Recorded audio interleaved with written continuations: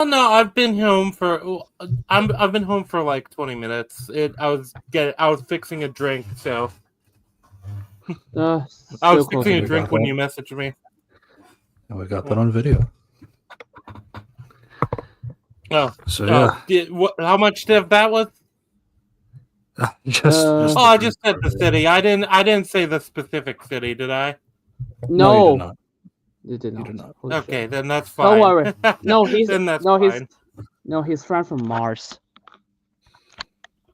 Yeah. Yeah. Well, I didn't say who I was meeting, just somebody we know. Oh no, he met David Tennant. Oh yeah. He showed me. He showed up. He put me in the TARDIS machine.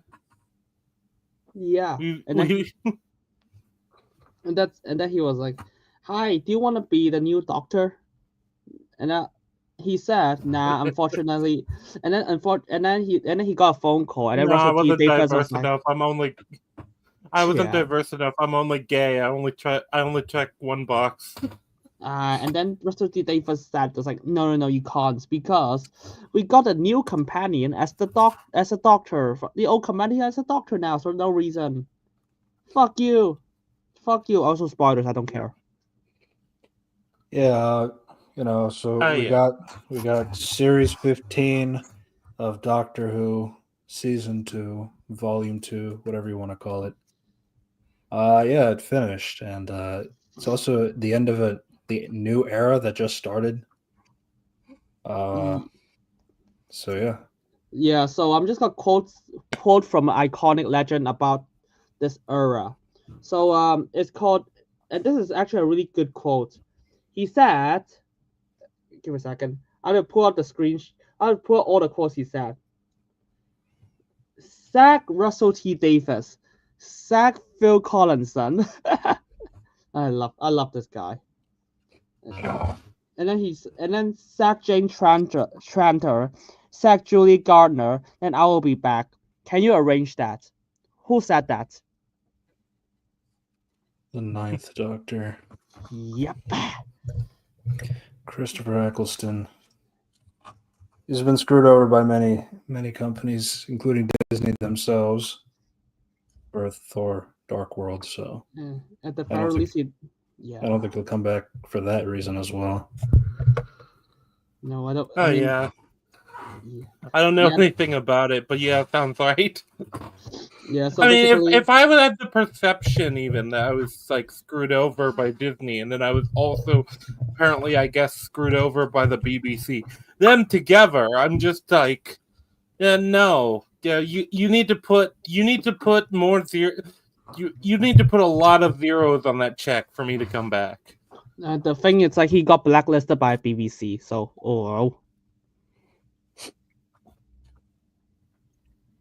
But yeah. Oh, are they allowed to do that? Don't because of bad blood behind the scenes that they will never say, but something happened, and it's clear that it's like, oh shit, it's insane. But like, what can you do about this? Yeah, so we talked a few episodes from this new series, from episodes 1, 2, and 3, and that's where we stopped before the finale. So yeah, we had conversations about the new companion, Miss Belinda Chandra, who had a whole planet named after her. So consistently, that name was throughout the episode. We also had Lux and a bunch of other gods. They doubled down on the gods in general. There's like a god in every episode, if I'm not mistaken. Yeah, it's insane. Or at least a pseudo god. Yeah, it's weird. Because I actually researched behind the scenes stuff a lot. After I finished the show, I was like, holy shit, the things I found is insane. I'll say my impression of the show though was, now that I've seen the whole season, I've never seen a show that hates me as much as this show.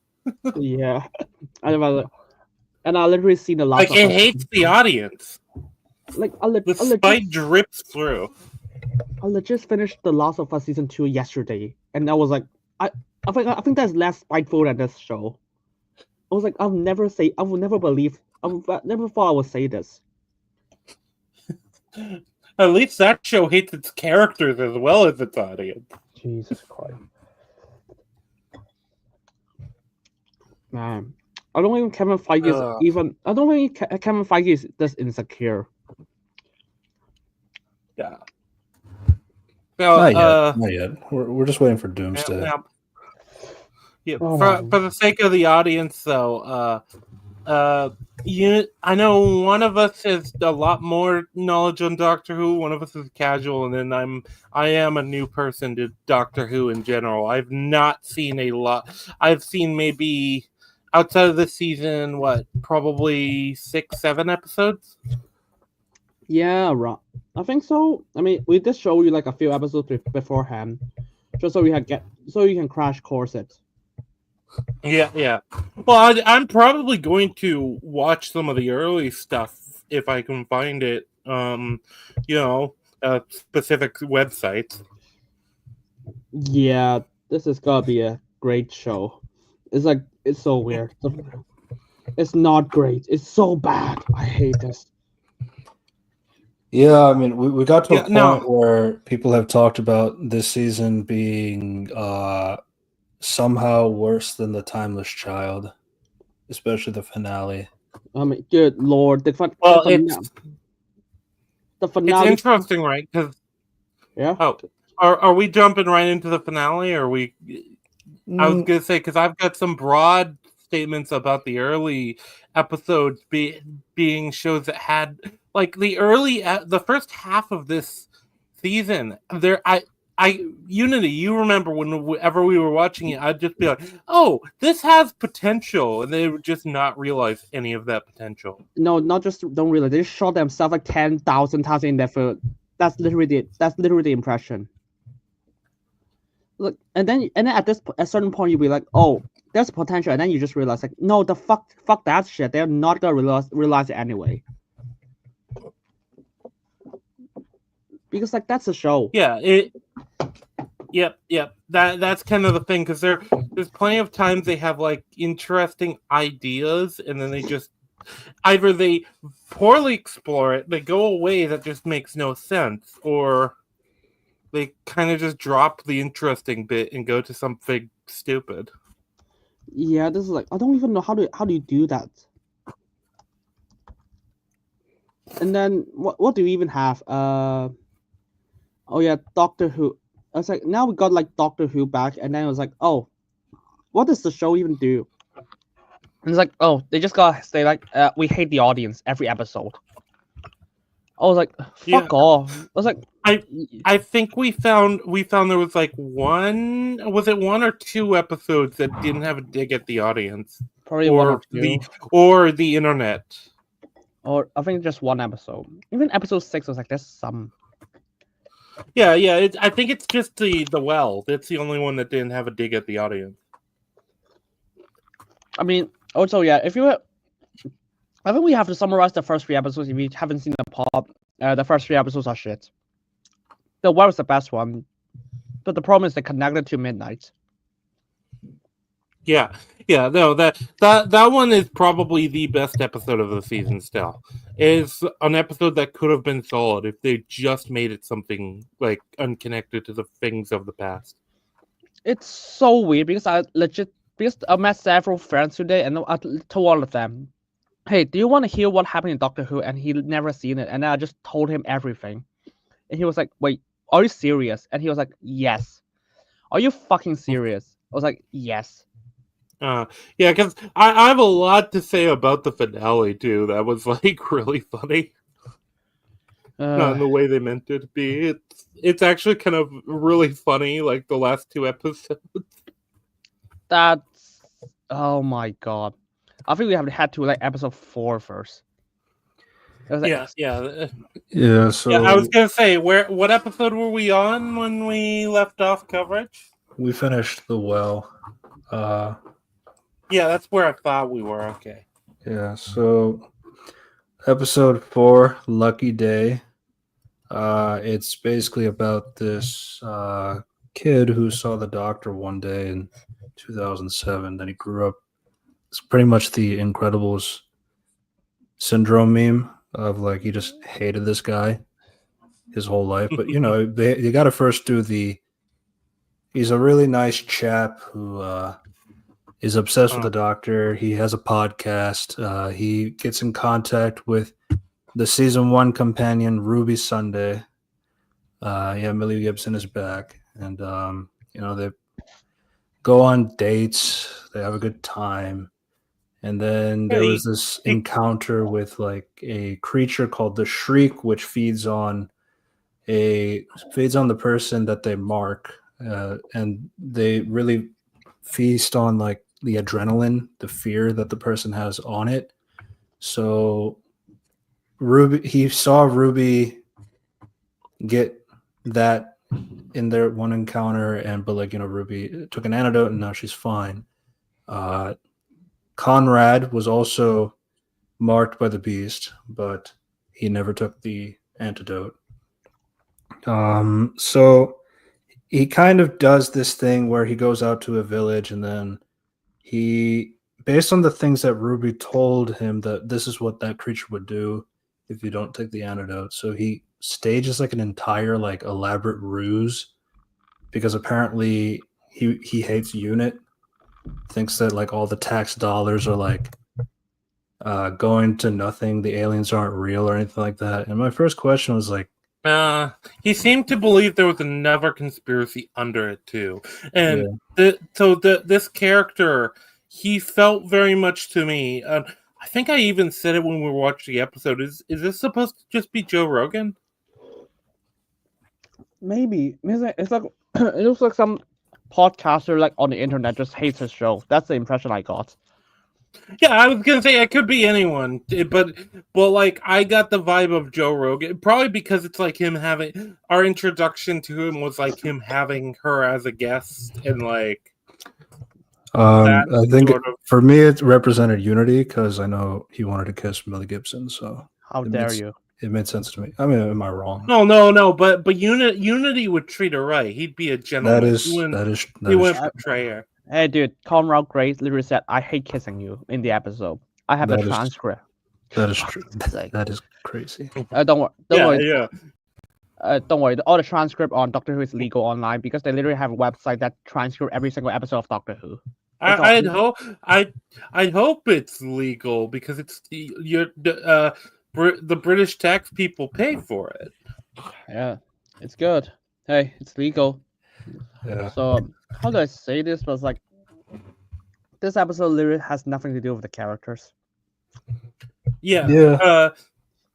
So Conrad comes across, and basically it's like kind of just the hater of Doctor Who. It's like up to the fact that he's like somebody who was like super interested in the supernatural, and then he came to hate all this stuff. Like. Also, sorry, keep going. Yeah, like he comes across very much as a dig at not necessarily even a specific person, but like I got Joe Rogan vibe from him in general, because he's kind of a conspiracy theory guy. That's why I got Joe Rogan vibes, I think. Yeah. Like the thing is, like, it's hard for me. It's kind of weird. Okay, for one, the actors have an age gap, like a 18 years age gap. About 18 years, like 15, 18. But like, okay, fine. Okay, they get to know each other. It was like, okay, there's the film there, and it's like, and then they immediately just rob it away. Oh yeah. Well, yeah, it's interesting because the relationship kind of was the most interesting part of it, and that was just like a whole facade the whole time. I was kind of annoyed by that. I felt like it was kind of obvious, because like it's just way too good to be true, kind of a thing. Oh yeah, I thought it was kind of obvious. So I thought what they would do is, because Russell kind of has this thing about like doing this false sense of security kind of a thing. Yeah, especially with like Ruby, there always has to be something going wrong in Ruby's life. So yeah, that's why it was kind of like clear to me that something was I didn't expect to be that cringe. Like, yeah, like I just hired all these like actors to dress up in these like elaborate alien costumes. Somehow get the similar sound of the alien noise, I guess. So And somehow fucking Unit did not notice anything. And Unit is actually listening to the podcast. That should show that. Yeah, well, I mean, I guess if your job is to like monitor alien like activity and stuff like that, and alien stuff, you probably would probably would have somebody keep an eye on these types of podcasts, at least the popular ones. But how the fuck do they have no idea? It's like they're literally the most powerful organization in the world. So Conrad has two podcasts. One that's like the nice conspiracy theorist and the think tank. But they're both podcasts, but like they don't know that they're both ran by the same guy. It's like, how are they both not listening to you? Yeah, he has the nice like the Joe Rogan Experience one, and then he has like the we need to the Uncle Ted one. How about that? Yeah, and then I was Reddit, so even that I was like, no, they both should have you should have known that already. It's 4chan. Oh, absolutely. Well, this is the thing, because like nowadays we have like even just AI tools that can like match voices together. I'm pretty sure that exists, or like internet tool, electronic tools. Even outside that, like you can match voices. They do that for like forensic stuff now with like video. Yeah, I'm pretty sure it is like a commentary on 4chan. Probably. Well, it's funny too because it's a commentary on 4chan, and 4chan hasn't like been doing weird ops and stuff for years. That's kind of the funniest thing because they have like anti-brigading rules. And the other funny thing was like, oh, do you know the plan of that Conrad Gray guy just exposing Unit? It's like that was so dumb. Okay, let's just assume that he knows literally everything. His plan was like, hey, I'm gonna have a bunch of my friends dress up as like those conspiracy theory guys, and then just hope that Unit did not for once shoot them with their guns. Yeah, I mean, to be fair, they said set the stun. The only thing about that is like, well, one is like Ruby getting desperate enough to call them, and then they bring the entire Unit squad, including the head, Kate, out of the building. I was like all into this one area. So it's kind of like, because like if we're being honest, like I don't think that's ever happened. Like I don't know if they ever all leave the building, like including all the head and the security and all the people like them. Yeah. I barely knew what the Unit was, and I remember I was kind of just out of it for this episode. I was like, wait, what? To be fair, the government same with the doxing the employees thing that happens later. I was kind of like, wait, what? No, he can't just do that though, because they'll have like weird super tech to like. They could probably just call the CEO of whatever platform he's on. And fuck that! Oh no, literally, they literally appoint the Doctor as the president of the world whenever the world's in danger. And they literally have a line that said even the president of the US or UK could not enter the building. They have lines of that. And the other funny thing is like, because okay, to be fair, Kate does walk in public to confront monsters in previous episodes, but those are mainly where the Doctor is around, and when she knows what is happening. She don't just go around randomly. It's like, hey, I'm gonna do this. And then the other thing, if you watch it in retrospect, it's like, what the fuck is the flicking lights? If they were just pretending monsters. It's a thing of it could be done probably with practical like effects and stuff. Like people don't underestimate what somebody could do with but it is like so like absurd, this idea. Also, how incompetent does it make Unit look? Like this team that you probably want to like build up, rapper. Because this is the weird thing. It's like I feel like Unit can never be the underdog, and they tried to like make them the underdog in the story. Is the impression I got. Yeah. Like they're just completely taken aback and they're completely like subverted by this random schmuck on like YouTube or what. They could literally call whatever platforms he's on and have him banned and debanked and basically living on the street. They could probably have him institutionalized. I don't know. And the other thing is like, how the fuck do you even expose something like this? I was like, okay, so I'm gonna stage the thing, and I'm gonna harass the entire pub into like broke their finances, like literally just like every customer and the owner got harassed just to expose them, and then it somehow worked. And then this is the other thing. I don't think you could harass. You could just have a pub owner and all of the patrons harassed into like joining into this. That's like absurd to me. So like these people don't understand how these types of ops worked. So there's a few things going on here. So what we learned later is that Kate and Conrad have met in the past. Apparently a few years ago, Conrad wanted to join UNIT, but Kate was not interested in him. Now, she didn't recognize him on first glance, like knowing that's who she was speaking to. But essentially, he is just somebody who was upset about not being allowed to go into UNIT as an employee. So yeah, that's your syndrome origin story kind of a thing. Fuck off! But then a few questions I have then is like, so he has two different podcasts. One of the podcasts, like he is like glazing the fuck out of the doctor and his companion. So already that's kind of like something that keeps you in the realm of what UNIT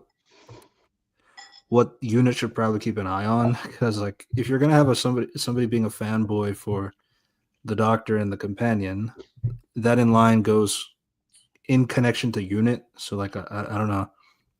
So then when you have another podcast, the Think Tank, as well, run by the same guy, not with a different look or anything. So it's kind of confusing, like why UNIT is like in the dark about somebody like Conrad. And then the thing is like, UNIT is so weird in this era because they legit hire people that does not do anything. They hire Rose Noble so to basically just deal with like shoplifters. Yes. And she's allowed in like UNIT headquarters. I was like, I think she's like 17 or something like that. Yeah, and I was like, okay, why don't you just hire? I was like, if that's required, then I did not see a reason why you would not hire Conroe Grade or something. It's like, yeah, but to be fair, Rose has nepotism. There's that. Yeah, but like it's so weird. Even that was like, yeah, why is it she? Okay, to be fair, that's a problem with a previous episode. But now in retrospect, when you saw this, you're just like, yeah, this is bullshit. This is even worse. And I don't even know what to say about this episode because like a lot of things happened, but like also nothing happened. Yeah, I mean, eventually UNIT goes back. Ruby is upset that the whole relationship was a fraud. Fucking idiot kind of a thing. Everybody is throwing apples and oranges at her. Because UNIT is a sham, it's stealing their tax dollars, that kind of stuff. Yeah. Welcome to companies in the world. Like literally every company, landlord. welcome to companies and government. It's like this is not hiding stuff. This is just CEO not revealing secrets to you. Fuck off. It's like So the UNIT escorts Ruby back to the UNIT headquarters and all this stuff. Conrad, I don't see the nuclear weapons. I don't see the terrorists. I don't see that. I need to personally be let into the FBI, the CIA, and the let's just go with the Department of Justice all today. You see you got a Naruto run into Area 51. Oh yeah, no, that's another thing. I don't know what's there. They're not telling. The government isn't telling me. How do I know that's not a waste of my tax money? Remember that meme back in COVID? Everybody was just trying to run into Area 51. I do remember. No. So I have family who was in the military who had to have briefings about that. Yeah. Yeah. So and then by the way, and somehow, even though UNO is like the strongest organization in the world, Rangi is able. Yeah. Not just sneaked in, he able to rally a bunch of people, just broke through UNIT's defense. Yeah, and then they were making a big thing about like how he shot one of the unit members and all this stuff. So just for context of how tough UNIT is, they can literally fight off Cybermen. They fall off to Saigon. Mm. Okay. But you see, but like Conrad is like using all of these like terms like that Doctor Who fans would know: Cybermen, Daleks, like Weeping Angels. Like I've never seen these things before, so it can't be real. What the fuck, man? The last season. Wait, how does he know the specifics of these too? Like, because I don't know. Like I vaguely know the Cybermen. These are all like iconic Doctor Who villains, but I'm like a viewer. Do the general public know about these? Okay, it's so weird because Doctor Who kind of reset the timeline so that no one knows about it. But the thing is, they should have at the very least know what happened in the last series when Sutek destroyed the world, the universe. That was like that was a fucking world destroying. That's a universe destroying event. There's no way they were gonna miss that. The toy maker and his havoc. Oh yeah, and what do we have? Oh shit, the space, not the space babies, like the first episode of the new series. Okay, but these specific enemies, the Cybermen, the Daleks, and the whatever it was. Yeah, let me see. The Weeping Angels. Oh yeah, with like, no.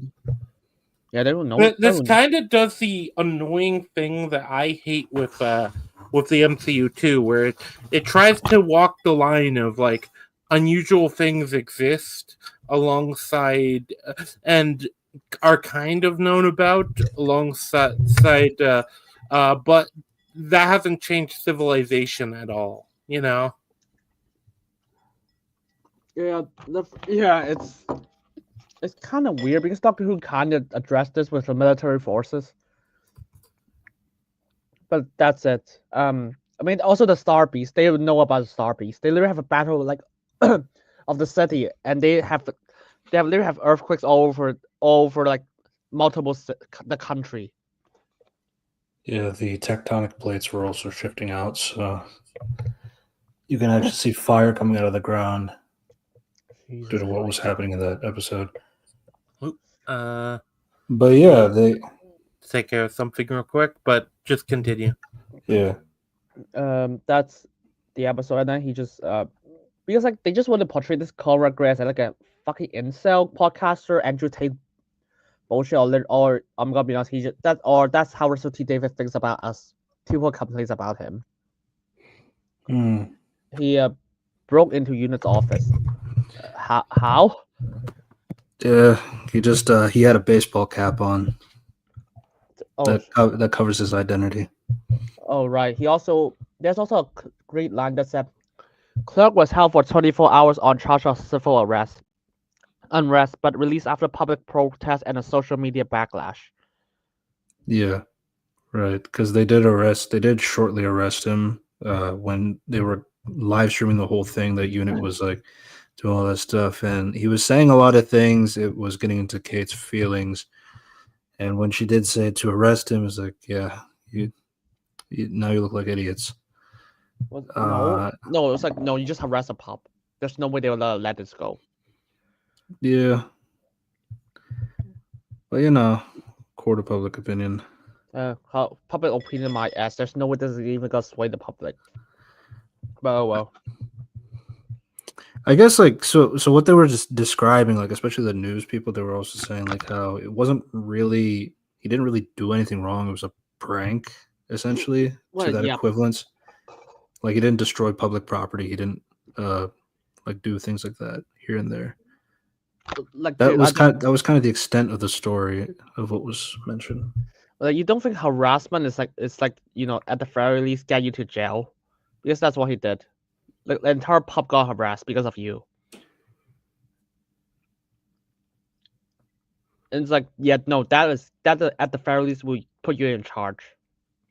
I don't give a shit about what they said. It's like what you presented is so dumb. It's probably more of a fine, I think. Like, yeah. And then what do we have? Because the episode is full of iconic quotes. I mean, stupid quotes. And then it's like, yeah, it's like there's so much. It's like, I'm actually, because of reading the transcript, it's like there's so much like Twitter dialogues. Conrad Clark has hit a nerve. He's appealing to this affected youth, and they are listening. Actually, you know what? That is actually a really, really, really, really subtle line. He's connecting with the kids. Yeah, we are apparently kids who hates BBC, so that's why. And it's like Conrad Gray takes down the establishment using a plot twist from Scooby-Doo. Yeah, that was, to be fair, that's a TikToker. Jesus Christ. As far as the harassment statutes, I don't know what the statutes on the UK are. I feel like even in the US that would be iffy to do that, to do what he seemed to do. People are not questioning the UK's government's contribution to units overhead. I mean, they are debating it in Parliament.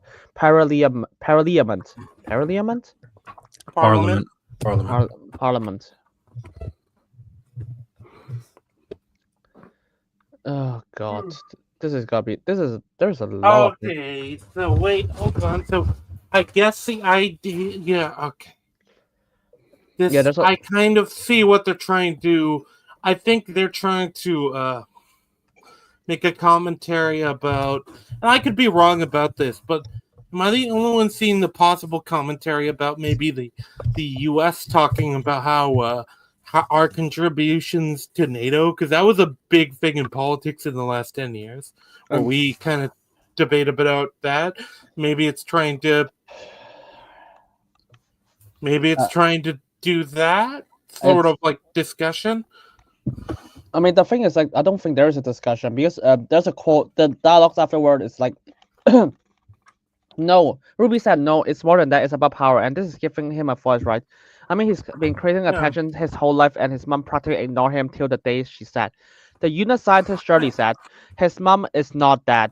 Moira Clark lives in south of France. Nice fella, paid for by Conrad. Meanwhile, he's raking it in. 80,000 paid subscribers. He owns 3 properties, and of course, he's a tax dodger. That was kind of a funny thing. I was like, look. That's the only thing based about this character, by the way. Yeah, he taxes. Yeah. Oh, by the way, yeah. the tax dodger stuff should get you arrested immediately. Fuck's sake. Well, that depends what they mean. Do they mean an actual tax dodger, or does he use legally allowed loopholes like everybody does? I have no idea. If they can get away with it. He has 80,000 paid subscribers. He owns 3 properties. Okay.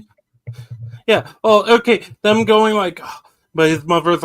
You know, the funny thing is them like revealing like, no, his mother's actually alive. If that's like a part of his like public persona, all they have to do is like hand that information to a journal, or even like invite a journalist that's sympathetic to his cause in to like tour certain wings of the unit base and be like, look, see, these are the monsters. These are the monsters we're able to show you. The other monsters will tear your face off if you see them, or whatever they are, you know?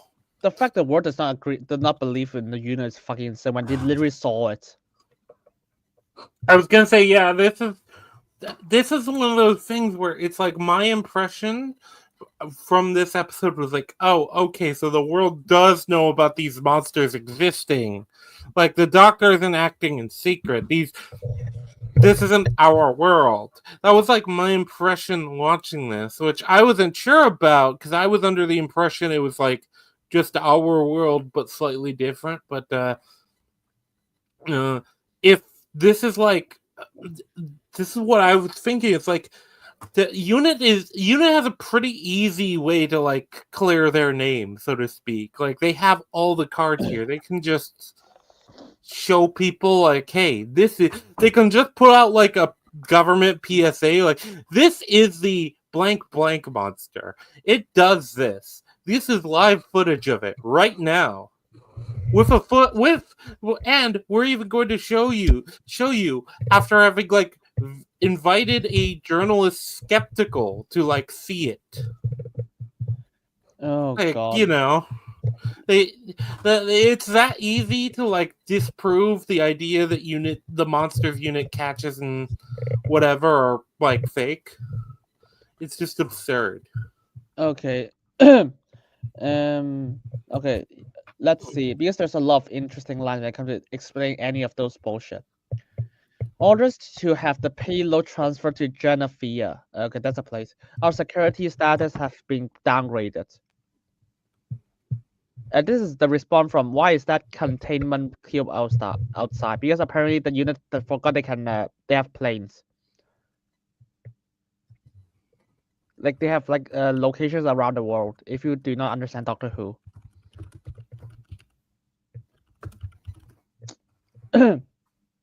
So yeah, that was. But you know what I mean. It's like units should be easily winning this public relations fight. It's an incredibly easy fight. They have all the cards.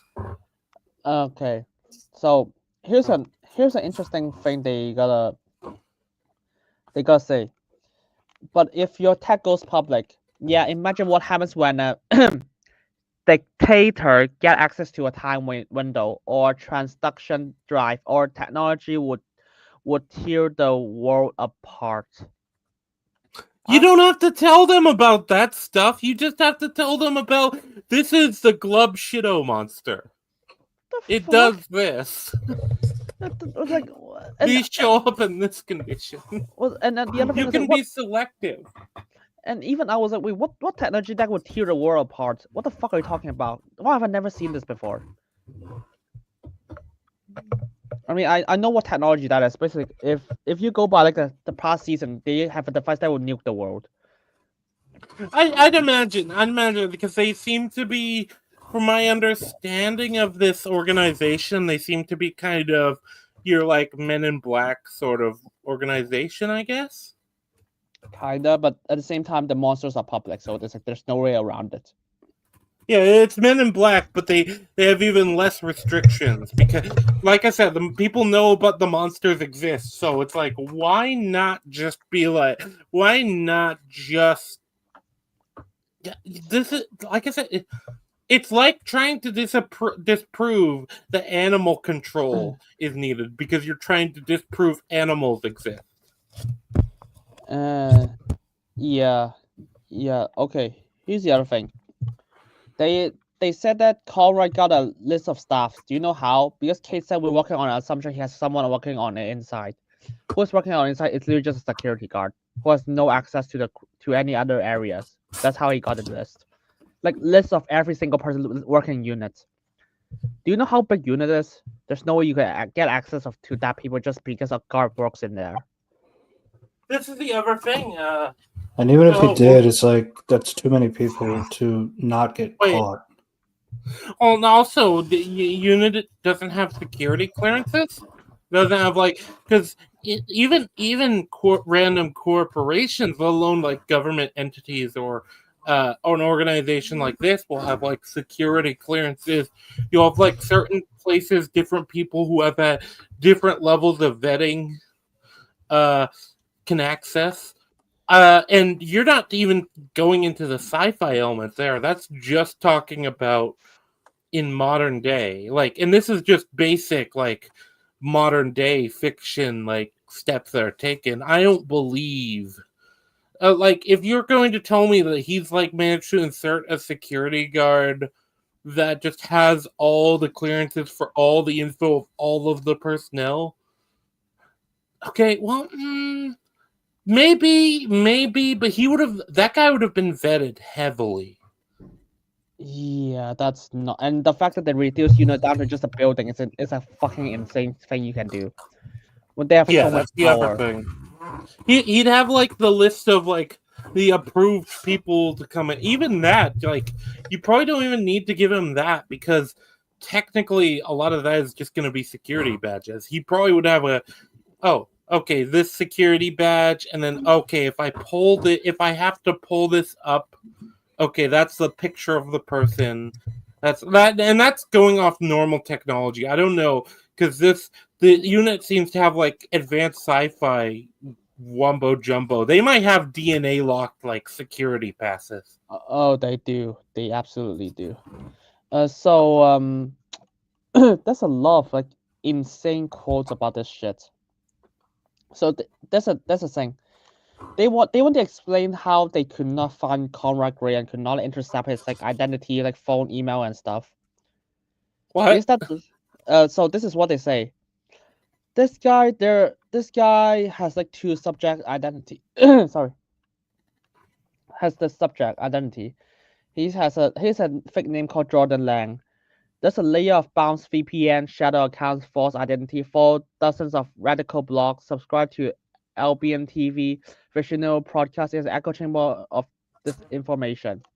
Basically, how LBM TV, is that a thing that exists? The thing is like how they try to be like, oh, how they try to explain that, oh shit, how he got away is that he has a lot of VPN and shadow accounts and false identity. That is so useless. If I'm gonna be honest, that would not mean anything to units. This is how powerful they are. They can literally hack alien technology all the time.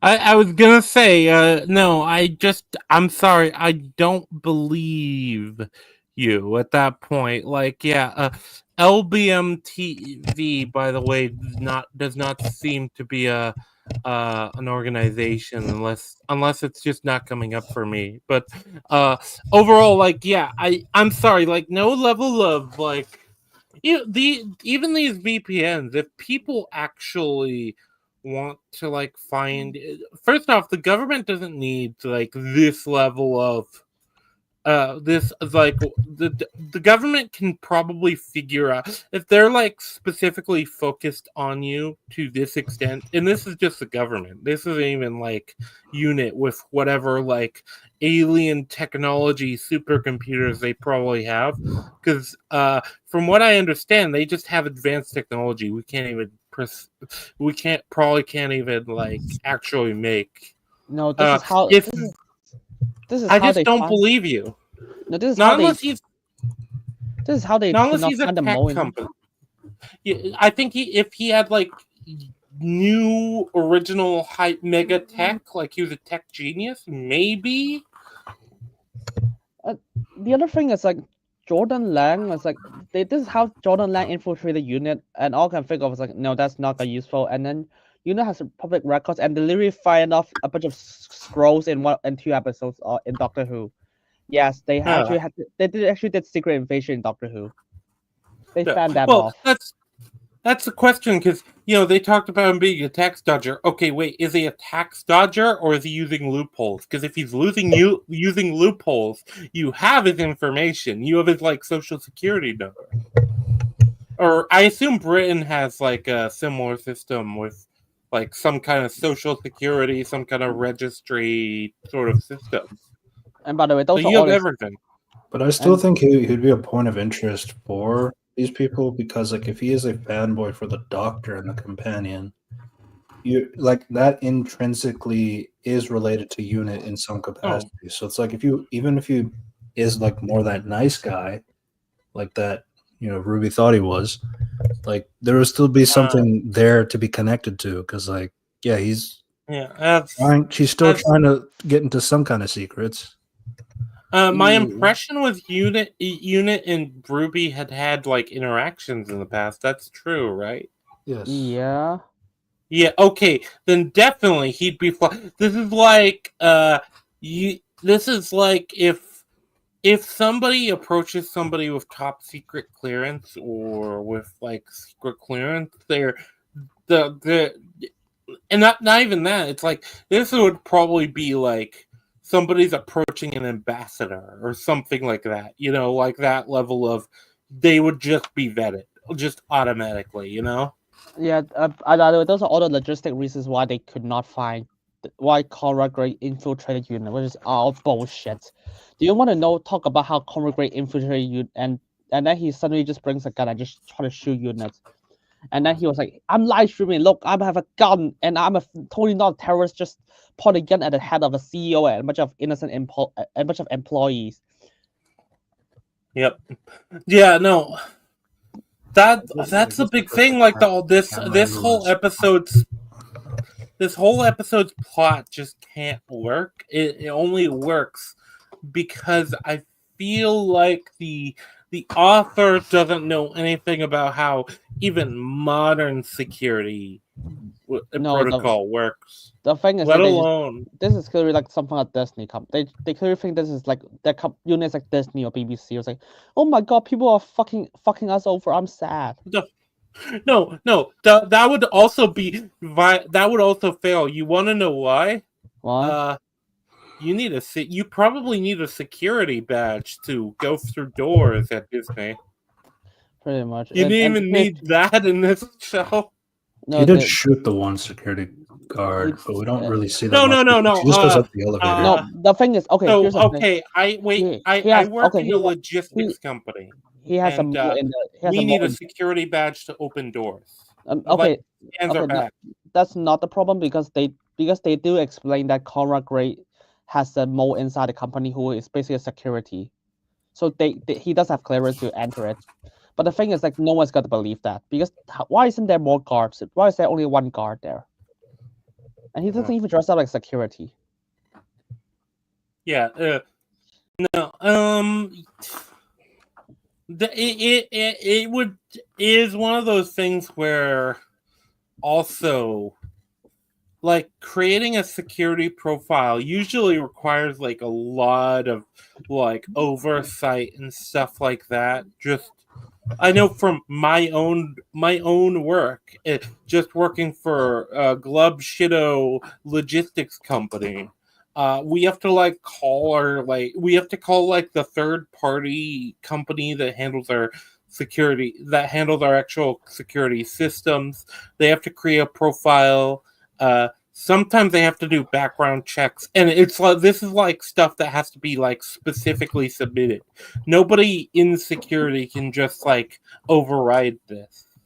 Okay, because I have to go through security department can I have to go through a lot of things in this episode. Holy shit! Because like this is not even halfway.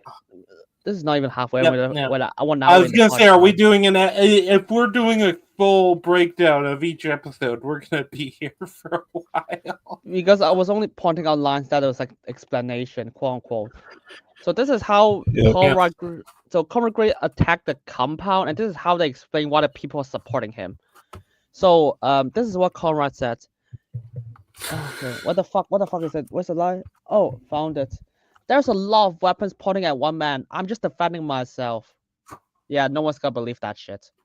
Literally. Like you're the imagine I'm just pull a gun and just walk into to the FBI's office and I'm just like and then everyone just point a gun at me. I was like, no one should be and I would be like, no, I'm just defending myself. I was like, no, I walked in and just shoot and we try to shoot people. That's not defending myself, and no one should be believing that shit. I don't really agree with that because, like, when you have like a live stream of people who already agree with your opinion, that when you have a camera on yourself and you have a gun pointing at others, but others are pointing it back at you, I'm just trying to defend myself. Like the people that are fanboys, they'll still eat it up. Like, well, you also you are kind of framing the shot. You are framing the shot. You can actually, depending on how you're framing the shot, you can actually probably sell it. Yeah, and plus that's why he says it first. So it's like if I say that now, it's like now that's going to be the context that you're hearing through the live stream. Oh, I'm just defending myself, and now you got all these guns pointed at me. So like, even if it's not true, the people can't see that. I guess. I mean, I think the argument with everyone would be like, no, I think the thing is that Kate and Ruby can literally just like, no, he infiltrated our head security. That's all you need to say. But they're dumb. And there's the unit team is already like in the negative light at the moment due to the context of the episode. It's so weird because they're all like yelling at each other throughout the episode. It's just that Conrad is at least like not like submissive, so it's like he's at least like pushing back on anything they say. It's just that unit is not doing enough on their side. Do you know what Ruby said about this guy? Because this is so over. This is like I literally saw on the notes. This isn't about a cause. It's grandstanding and ego. You're a lying little boy that can't bear to be called out. Fucking on like the most like this dialogue is so on the nose that they have to spell out for you for us. And also, I don't know. My understanding of trying to negotiate or trying to talk somebody down who has a gun, you probably don't want to be antagonistic. Yeah. And then do you know what Kate said? You were right, Cara. I didn't remember you. So I checked my notes from that interview 8 years ago. And do you know what I wrote? Don't trust him. Why don't you trust him? Like, I'm sorry. Why not? That like, okay, we know that why you can't trust him now, but like that's before he made a podcast. Yeah. This is kind of the thing with Conrad too. It's like there's not nearly enough to like justify him suddenly hating the Doctor and everything like that. It's just like he had an encounter with the Doctor as a child, and I guess then his parents disapproved of like his belief. It's like his mom slapped him. Yeah. And then but this is the other thing. They seem to overestimate the power of, because look, internet creators definitely have power. Parasocial relationships exist. All that stuff exists. But I think they're just extremely overestimating that level of power. And I do actually think that the way they portray this, because I think a character with like a hyper parasocial audience online that is like an online creator can work as like a villain for a show. No, that's very we need to show that. Yeah, they never. Yeah, because like when I look back at this episode, I feel like it could theoretically work. It's just that I think this is all too much for one episode. So the thing is, like, we do see that episode. It's called Love and Monsters in Doctor Who Series 2, which it's not a good episode, but it's way better than this shit. It's about the two. You showed me that. Yeah, I thought it had some interesting ideas. I don't think its execution was particularly well done. But the idea of parasocial relationships and stuff works, but that's not what I was talking about necessarily. I'm talking more about so the idea of parasocial relationships. It's interesting. If I'm like a VTuber fan, right? Yeah. And within VTuber fandoms, there's like different types, and some VTubers are more parasocial than others, to the point where they do get individual fans that will do like absurd, like really crazy stuff, because, and this exists in all streamers. This isn't just VTubers, but it's more pronounced in certain VTuber communities because you have things like the boyfriend experience, the girlfriend experience, you know. But yeah, you have people who will do like absurd things for the person that they put on a pedestal. Yeah, that is done before. There's like a lot of fake identities from different characters. It's like with that in mind, you can make a good villain with that. No, but the thing is, like, he's an insert for like the showrunner just hate the audience. That's all I got. Yeah, well, yeah, that's the thing. This guy doesn't feel like that type. This guy isn't that type of streamer that has like a hyper parasocial audience. I feel like it's more like it's more like the Joe Rogan type character. Like I said, that's the impression I got. It's like Joe Rogan mixed with Nick Fuentes. Yeah, so where then we got like a lot of dialogues, and then we just like so Kate asked him, so what happened to Jordan Lang? So he's been shot. Ground team rushing him to infantry, and then Conrad's like, and then Kate's like, you shot someone to get here, and Conrad's like, it's nothing to do with me. And Kate said, a man's life is hanging in the balance, and you're not even sorry. Conrad said, maybe you shot him, or he was an actor, or he never exists. So come on, confess. All right, let's start with your best friend. Where's the doctor and his box of tricks? So he's basically a psychopath. That's literally it. So yeah, he's just insane. Psychopath. Well, like there's nothing to draw from. He literally killed a person that denied it. There's no regret. Yeah, he's just though this character at this point is just insane or a psychopath, and I don't think he's necessarily. I didn't get the impression he was a psychopath. I just get the impression he was insane. And at that point, it's just like I don't believe that he could have had these like elaborate plans that he's had. No, there's no way. And then do you know what? And then Kate, and then this. Okay, because I'm skipping a lot of dialogue just to get to the points. Conrad Gray was like, "Your dad sucks. Go, fuck your dad," and let Kate just release the monster to eat him. I was like, "What the fuck?" The intention is just like after the shitting on her dad, and then like, all right, if you really don't believe in monsters, then this fake monster won't do anything, right? So she pulls out the shriek, the thing that is targeting to attack him specifically because he was marked by the shriek and he hasn't taken the antidote. I was very upset with this turn of events. This feels like an extremely unethical thing for a government official to do. Not just government officials, even the scene's logic was like, Conrad said that you can't do anything to me because they have guns pointed at you, and then they just release a monster. Was like, oh my god, the public is gonna hate you immediately. Even more. I was gonna say no, oh no, he's gonna go to jail. No, he's going to get out of jail because you sicked a monster on him.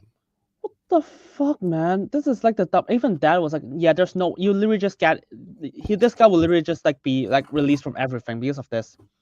And then on live stream, by the way, like he did shoot some. That's the only thing he's got. He did shoot somebody.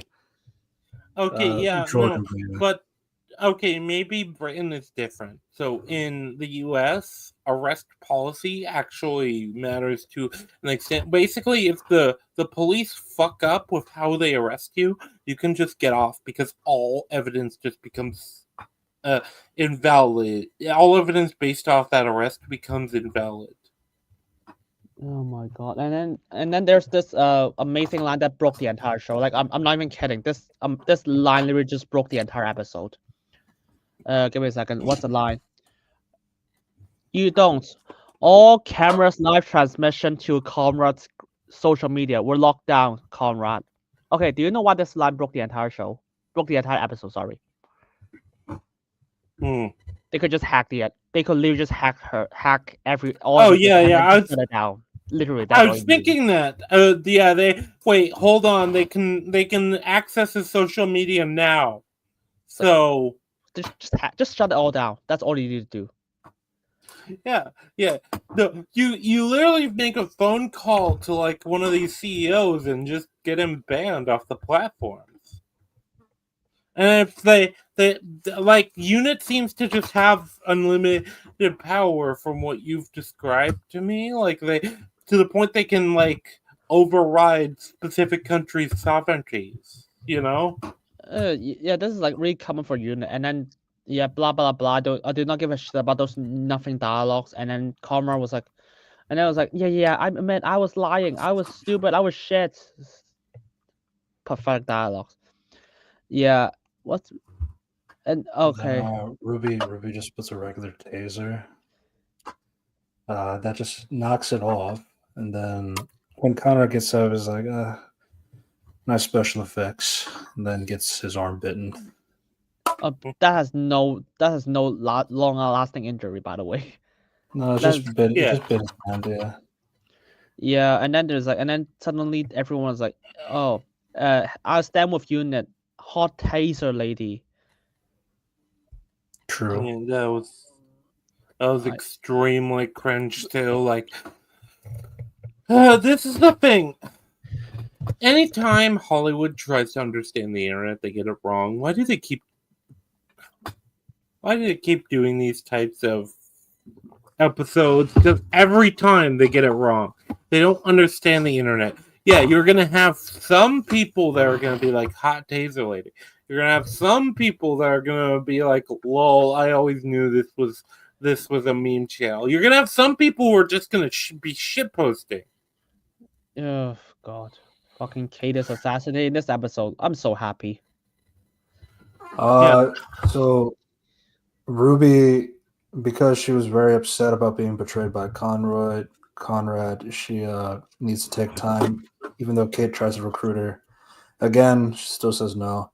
Then we go to the prison cell where Conrad is now at, but then all of a sudden he gets force teleported into the TARDIS where the doctor speaks to him. And the doctor, so by the way, the doctor was barely in the episode, by the way. But he's here now, and he has a conversation with Conrad, berating him for his actions and all that stuff. And it gets to a point where Conrad is like, it's like, what are you gonna do? Like, all these like empty threats and all that stuff. You're just gonna leave your companion like you do all the time. How is Belinda? So this is an earlier version of the Doctor, so he hasn't met Belinda yet. So that was kind of like his one-up, I guess. But then out of anger, the Doctor explains that Conrad's future is shit. Like, he'll never leave that prison cell. Jesus he'll Christ. die alone and stuff. Who the fuck wrote something like this? Yeah, well, it just feels like a very smug, like, haha, you no matter what you do, you can't do actually anything. That's the impression I got, and that's what, especially given that my view of it is like, this is just Conrad is just an XP for like the critics. The critical podcast, or even not even that. You could also put it for, if you want to go political, it's like these are the podcasts I don't like Joe Rogan or whatever or whoever. I think it's Geeks and Gamers, Critical Drinker, EFAB, Ecom, those people. And then I was like, I think they could apply to what the fuck. Oh yeah, it could be. That's the interesting thing, right? It could literally be like any like internet creator. You could be like ARC podcast. Subscribe to the channel. And trust me, it might be us. And trust me, if the Doctor's angry, he should not be doing this. He should not be just yelling. He should be like, fuck you, I'm gonna not torture you. I'm gonna show you the truth because I'm a fucking Time Lord and I'm way smarter than you. But no, Cora just like, just put it back in the cell, and then he just put it back to the cell. I was like, no. You know what would be interesting if I still don't really understand why he teleported in the first place. So if you had I think it would be more interesting if you had like a companion brought in specifically because as this type of like, oh, this is like a person that was like very bad and they well, not even very bad, but they've done bad things and they almost like fucked things, and the Doctor brings them in and he's like, look, I'm going to show you just what you were risking the universe for to like deny. And I'm gonna be honest, even like either he does that or he does not do anything, because the Doctor is just weak and currently just like he's just a fucking asshole. For no reason. Yeah. He was like, yeah, just put it back to himself. I was like, what the fuck? I was like, oh, okay. I guess this guy. Well, he's like, I'm still gonna continue to deny because I'm, I guess, belligerent. But this is the thing, I guess, with Conrad, it's not like it matters. Like, he might as well be belligerent because, like, nothing he says to the doctor is going to change that fate anyway. So the doctor said as much, that he's gonna die in a cell. It's like, no, yeah, whatever the fuck the doctor is, even though that's not even his character, just like to do this. But hey, writing is hard. Are you sure? I mean, the doctor has shit talk before. Like the whole torture scene in like the later episodes, like that's not something he hasn't done before. But yeah, my main question is like, I just don't remember like the TARDIS like teleporting him in, and then why teleport him in? I don't know. He just teleport him to yell at him. Also, it's like, okay, this isn't like a present version of the Doctor. This is like a Doctor set in the past before he met Belinda. Yeah, I had no idea how does it even work. How does he even know that? So I was like, oh well. Okay, but you know what? Asking them to keep track of their writing is dumb, and that's all the plot piece of this episode. I'm not gonna talk about. I know that. What's it called? Conrad is released by Mrs. Flood. Yep, that's it. Yep. That's all you need. And then I'm just gonna jump into the next episode. Holy shit! Yeah. We're like an hour for a whole episode right now. We might need to step it. Well, I think the song episode, the American Idol episode will go quick. So I kind of liked this one. Not like entirely. I like the story idea for the story and the engine. Yeah. This is we're talking about the haircut one. Yeah, I thought it could have been. I actually thought this could have been better. One of the better episodes. I thought it could have been. It honestly probably could have been the well if they just. I thought it was an interesting idea, like this creature. They broke the premise like 10,000 times. It's insane. Yeah.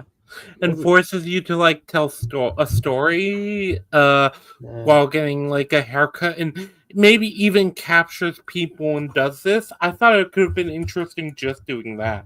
Okay, you know what? Let me just break down the start. So the doctor was like, "Oh my god, I rescued this place before, and I'm so happy that I'm black, so I can understand the culture." The doctor never cares about that, by the way. In previous, because he's always been like.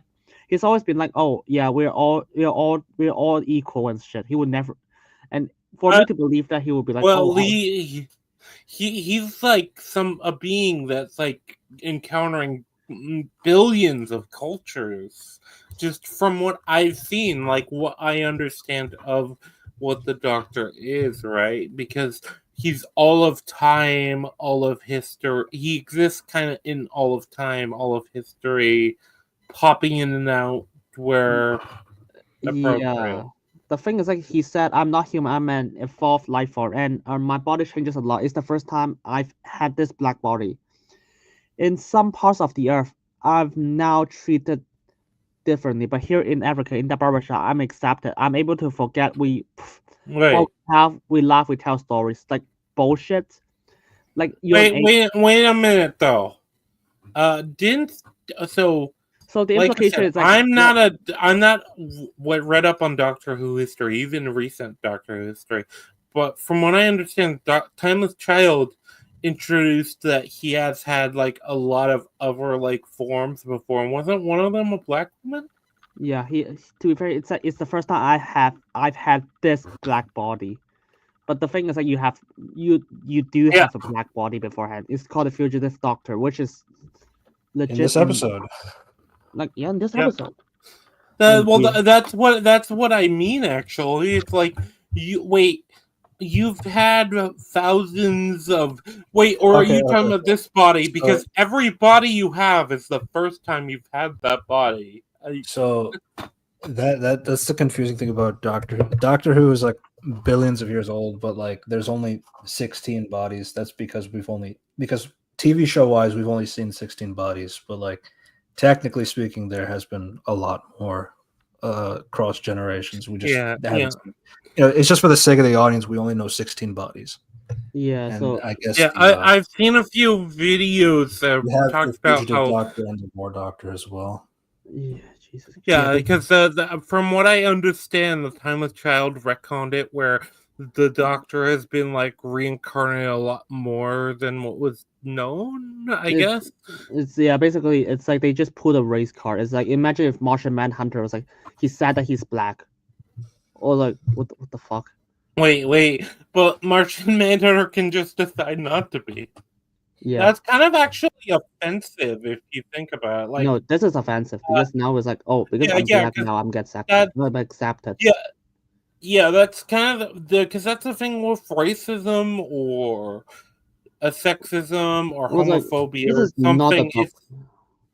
top. This is the thing, like homophobia or whatever other like phobias or discrimination. Like the reason that these things are bad is because these things are inherent. Like you can't decide. You can't just wake up and decide to be straight if you're gay. You can't wake up and decide to be white if you're black. You can't wake up and decide. Unity. If you woke up tomorrow and we're suddenly, I don't know, Not into Jenna Coleman. Kill yourself. I was gonna say, like, if you were not into Jenna Coleman and also Mexican, you'd have like an entirely you'd be like, what the fuck happened? Because you can't decide like any of these things. Like these are all like things outside of yourself. Yeah, that is. But then it's so weird because the Doctor can even. Okay, the Doctor has a lot of things when it comes to changing identities and stuff. But yeah, we're not gonna dwindle on this point because there's a lot of things bullshit about this episode. I'm just talking in generally. Like I feel like it's worth. Honestly, might be a interesting thing, a vehicle for discussion at some other point. But maybe I'll do something with that idea because later. when it comes to politics, I want to save it for later. Holy shit! Because the writing of this is like fucking shit. Yeah. No. Well, like I'm talking later, like another future stream I might do. I don't know. I've been having I do not want it to be like political because I only want like judge it as a character standpoint. Yeah. It's just in general. I think I made the general point I wanted to make, which is just like generally like, what do you mean? Doctor, from what I understand of Doctor Who's history, you've been everything. This doesn't mean anything. You know what? I'm gonna cut to the points because holy shit, that this entire bottle episode is like dumb as fuck. So I'm gonna introduce the premise. Red, do you want to say the premise of this episode?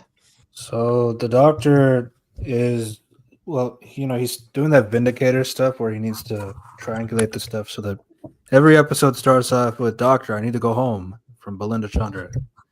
So yeah, you have that. They land in 2019. This is where he has a friendship with a barber named Omo. We learn from Omo that the Doctor was somebody from a blue police box who stopped a fire from happening, and while he was getting his haircut there, something nice, something quaint, and then has a lifetime friendship with the Doctor and stuff like that. And then we hear from the Doctor's point of view about Omo and how he likes him and for the haircut and stuff like that. So he does go to the barber shop, and they're telling stories, things like these guys are like telling their stories, and they have like a psychic wall that can like show the images of what the story is describing, things like that. And then what the Doctor notices is weird is that when they're done with the haircut, the hair just grows back. So definitely something weird and strange is going on. The Doctor also has his own story where he is talking about Belinda Chandra and like basically like her origin essentially. And it was but because like he's the Doctor and like the way he tells the story is like really good, it like is like it feeds like this the space spider pretty well. And so it turns out so like when the doctor tries to leave the barbershop, he sees that like they're riding on the back of a giant white spider through space. Rad, we have a question in chat about your Falcon and the Winter Soldier series, by the way. Yeah. Are you gonna continue that? I figure it might as well highlight it. I'm trying. I've kind of lost interest due to how long it's been.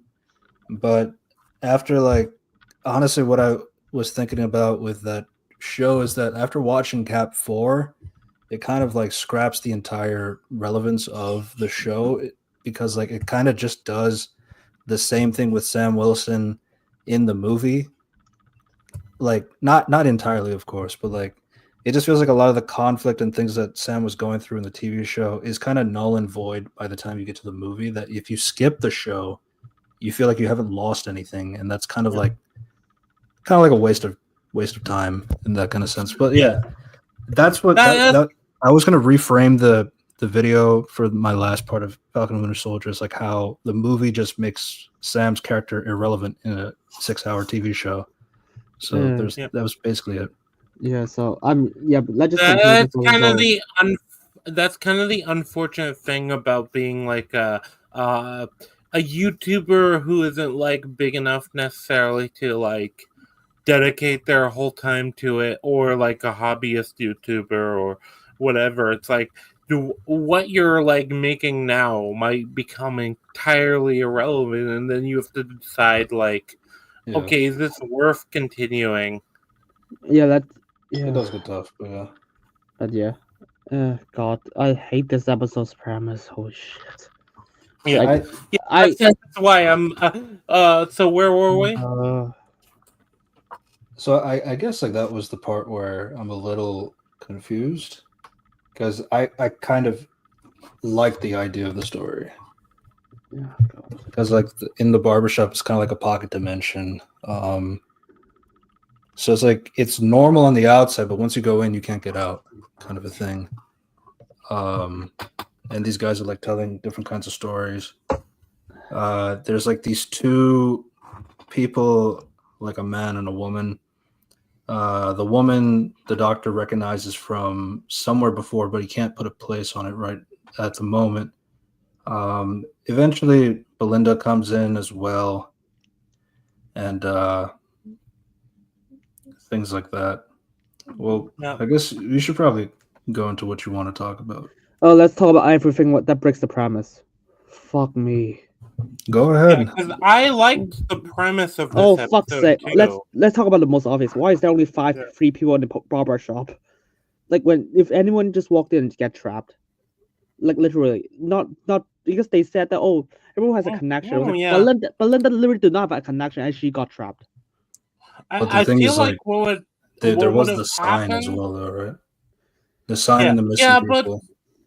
But even then, no. I'm sorry, but the only person who could put the sign out would have been like an outside person. I feel like what would have happened, you'd have probably had a couple dozen people. Yeah, and it is like so they said that the man and the woman, they can get out, but like the ordinary people, they're not allowed to get out. Essentially, was the idea. Yeah, well, maybe not a couple dozen, but I feel like maybe you'd probably have like six, maybe at least. What the fuck? I don't know. It's rough. Hundreds. Like if you got a barber shop, like no, you got a lot of customers. That's like the most basic shit ever. And the other thing is, I've never thought of. No one thought of this. Just block the door with a chair or a shelf. They never addressed that. Yeah. I almost feel like you would, and I would actually explain why there were so few. By the way, you'd have to do is say like they blocked a few. It might even be interesting that the idea that they blocked the door, and so the doctor's like, "Hello, it's the doctor," and they can hear it through that, and they unblock it specifically because it's him, and he might be able to fix the problem. And that's like the lesser problems, because like this, what they introduce also breaks the premise as apparently all they have to do is like power these machines to say stories. So apparently, but why do you need to trap a barbershop to do that? Or just say it yourself. And apparently, your assistant god person can literally super ride a machine by just telling some stories. Okay, so just do that. what I understand. So what I understand, and there was a culture with, and I mostly a lot of what I understand of this is because I've gone to some of these barbershops specifically. Yeah. But there is a culture with a lot of barbershops of like, I don't give a shit. That's a god. That's a person's god. Storytelling and stuff like that is like a major thing. I mean, like, even in barbershops, like we talk like basketball or stuff like that. Like there's like a lot of conversations happen. It's like barbershop talk. That's like a literal like coin term. Yeah, it's like bar talk. I mean the gods do not even need to do that. All you have to do is like strap a fucking machine anywhere, and they tell their own stories. Like let them to tell the stories. They are gods, and the episode even fucking shows that the gods can power the machines way stronger than anyone they walked in. Even the doctor. I feel like you have a bar. You keep the door to allow somebody to go enter and exit, and then like you just have infinite stories going on, because anyone who's been to like a bar, like a neighborhood bar, like the amount of stories being told there, the amount of like, it would just power everything. It's like, I mean, I get the idea, but none of what you just did is justified, because you went on to the god angle, and all I can say is like, you don't have to do any of this. What you did is fucking stupid. You just go fuck yourself. But the premise is, I guess purpose itself is what's like powering the thing, and plus like as Omo said, like he's a barbershop cutter, but like nobody's ever asked him like, can I cut your hair, that kind of thing. And this guy happens to be a god, and all that stuff. So it's like that concept, and then like the other friends that came along, they only came because of like Omo's like respect and that kind of stuff. Like they were going to do like special things, and they wanted that conversation. So yeah, like I mean, there is like a reason why everybody's there. So I don't really agree with like. Yeah, I thought it. That's no, I mean the thing is like, okay, you guys clearly do not understand what I just said. I don't. Yeah, so basically, I just say that the barbershop owner can literally superpower the machines themselves. They can superpower. No. The only reason it was superpowered was it was the doctor. No, the assistant god literally superpower it immediately himself before the doctor even tell his own story. Right, no. Oh, that's right, because it was like an actual like normal story is my interpretation. Like it was like maybe the problem is we don't have the full context. Is that the story they tell in the very beginning, or is that like a story we don't know? Because that could be the difference. It's like, because I remember now they were talking about how like, it hasn't been this powered up since like the beginning when we first started this. And in that case, I guess maybe the idea is that might explain things. In the idea might be more real or more genuine stories might power it more. I don't know how it works though. It's one of those things that it's hard to gauge. But I think the premise itself works. I agree with Red more here, that like the idea of it. I like the idea of some kind of paranormal entity that for some reason needs stories and does it through a barbershop. I think the idea is the barber. He explains to the Doctor later that he is like he's like kind of the creator of humankind mythology, things like that. So the idea is like getting the web of stories, the web, spider. So like just trying to expand the amount to a point where at some point it'll be no longer needed. The gods will be banished from their dimension, that kind of thing. So he is trying to become ruler as well, but like the stories is what is like, pushing his like path closer to that. There's some dimensional stuff going on here as well. So there's that. So out of revenge, the barber built a story engine. It's a god-killing device which will feed on the stories, and it would, so that's why he took over almost barbershop and stuff like that. So it's like that's part of it. And then in the background, as we're saying, like there's Abena. She's the one who is also with the barber. The Doctor realizes that like he met her before. She's like the daughter of one of the goddesses, and like they met together as like the fugitive incarnation. They bring back Joe Martin for that 2-minute cameo. It was nice to see her. Didn't make sense, but yeah. No. And so it's like they just kind of like understand that like Abena was kind of upset that she was left behind and that kind of thing. Oh god. Yeah. That's I don't even know what to say about any of the characters. All the characters like they have interesting ideas, and then you realize what the fuck did they do with it. Okay, how do I explain the first like which character should we even start with?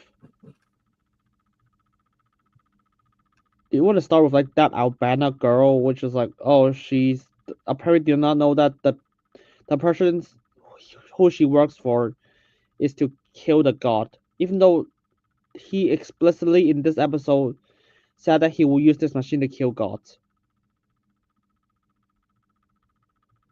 And that's how she flips. She does not know that he's gonna kill gods. I'm legit baffled by that.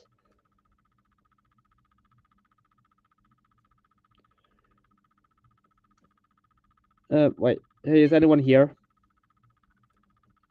Wait a second. Like the reason why she flipped is because she does not the main villain Albano lied to her about he's got here to kill about his motivation is to fix stuff, and apparently she does not know the entire time he's gonna use it to kill gods. Yep. Sorry about that. So no, but the thing is like, so what he's upset about is like, so he used to be like the essentially like the creator of like these human mythologies, like the stories of that kind of thing. But when the web of stories and so many cultures and backgrounds and so many stories that exist, creating this web of stories throughout history, the gods banished him because they didn't need him anymore, and that kind of thing. So that's what he's upset about. So he wants revenge for that purpose.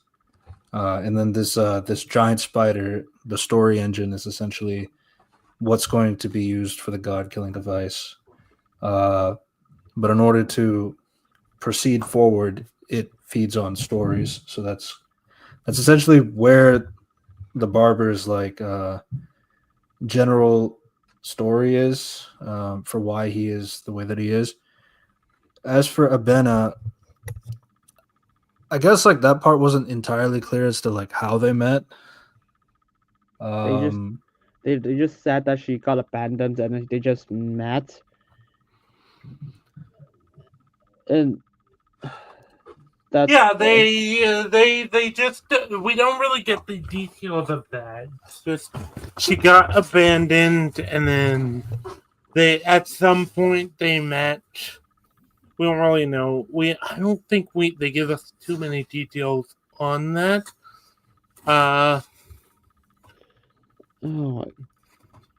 It's Yeah, I mean the extent here is like Belinda says something to Abena that gets her to switch sides essentially, and like when she's like braiding the doctor's hair, and which is creating a route to the engine's power source based on that into the doctor's hair. That part, the ending was kind of silly, but yeah. But that part, I was like, okay, what's the starting point? What's the exit point? That was, I don't think that was like, I literally just paused the image. I was like, I literally have no idea where's the exit point. There should be like a sign, like here's a dot, here's where you should be going, and then here's the where are you? Like there's no the start and exit point in the hair. Like, yeah, I was like, yeah, that's an interesting idea, and then you just forgot to, tell me where to start and where to end. For hair? Yeah, yeah, because she. I mean, but hair has like a starting and end point though when it goes into the head. Yeah. Not only that, but there is. So I think so. My understanding was the idea is kind of it's working off the common perception of the barbershop.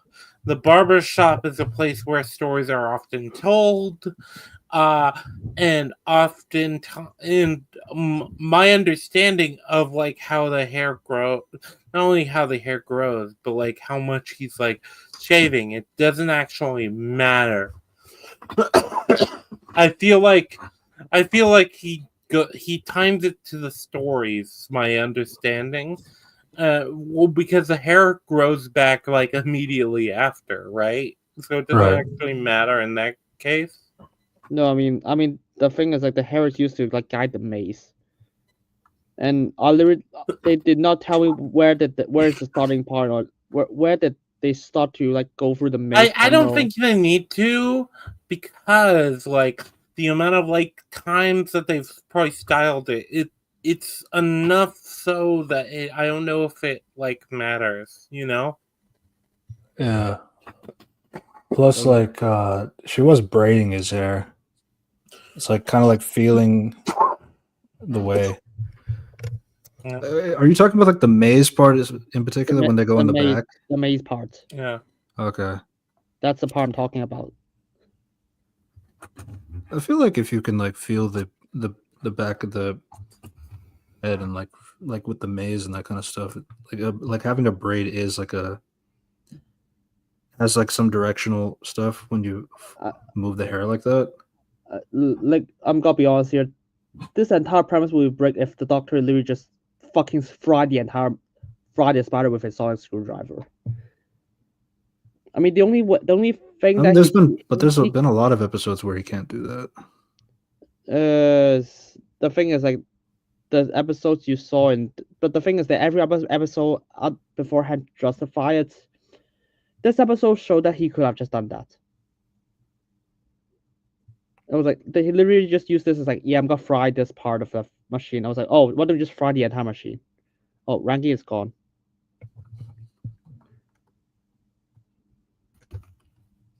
Sorry, but that had a weird issue come up. Can you hear me? Yeah. Yeah. All right. Yeah. Okay, then it's fixed now. It was a case of like it seemed to like boot me out for a minute, and then it was like, oh well, because I accidentally clicked the start cam, but obviously I don't have a webcam, and also I wouldn't want to show my face anyway. But it was like it booted me out of the room, at least on my screen. So I was like, I guess I'll just refresh the window. So I'm glad that worked. Yeah. Okay. Just keep going. So when they make it to the engine room and then the barber comes in saying like how it's connected to him, so like there's nothing that the doctor could do, but the doctor he like connects the engine's power source to himself. So and then what happens is like it basically now like all of the cameras and visuals is showing like all the doctors. The show has been spamming it so much of just showing all the previous iterations of the Doctor, his different faces, They do that a lot, and it's really jarring as somebody who's like trying to approach it as a new viewer. And apparently this was like, they the Doctor override with infinite powers. Like, Jesus Christ, what the fuck, man? And by saying like 3 words, I die, I live, I die. I live, I die, I live. Is like I can tell an amazing story in just 6 words. That kind of thing. I was like, here's infinite potential. I was so fucking. Do you know that was like, dude, they literally did that already in a previous episode of Doctor Who for 1. 2, and that doesn't make any sense as well. Well, it's funny because I thought like, okay, there's something you can go with here, but it's another one of those things that's like this doesn't like it's all execution. You can't like okay, what's the ultimate story? I live, I die, I live. That isn't enough. Like realistically, like okay, there's a lot of potential in that. True. And I guess if the engine works off potential for a story, but like I my understanding was it was the story itself. I haven't really talked about how gods work in Doctor Who, because that would absolutely broke the entire premise immediately. There's been so many gods. The thing is, like, gods are not actually gods, they're aliens. Not in this season. Oh, Sutak. That's a fucking that one. Oh, maybe Sutak is an actual Egyptian god in real life. You fuck. Yes. Yeah, Sutak, I think Lux is probably a god too. The thing Lux is a god, yes. And there's also the god of Ragnarok in Doctor Who. The barber. Yeah, and then they were like, the gods hate you, like resemble you, like hate you for whatever. And all I can think of is like, no, the gods are not actually gods. And the thing is, like some gods literally said that they destroy countless universe. Those are the gods of Ragnarok. And the doctor, the doctor mentioned that he has faced a lot of gods before, which is like, yeah, fair. And then somehow somehow they're like, okay, sorry. And then somehow this guy was like, yeah, I'm gonna kill all gods by this spider thing that can. Okay, actually, I don't even understand how it's ended with that. We'll just go to a point in story and just kill them, remove them from existence. Yeah, I don't think the mechanics explained it to me well enough for me to like understand like how do I even do this.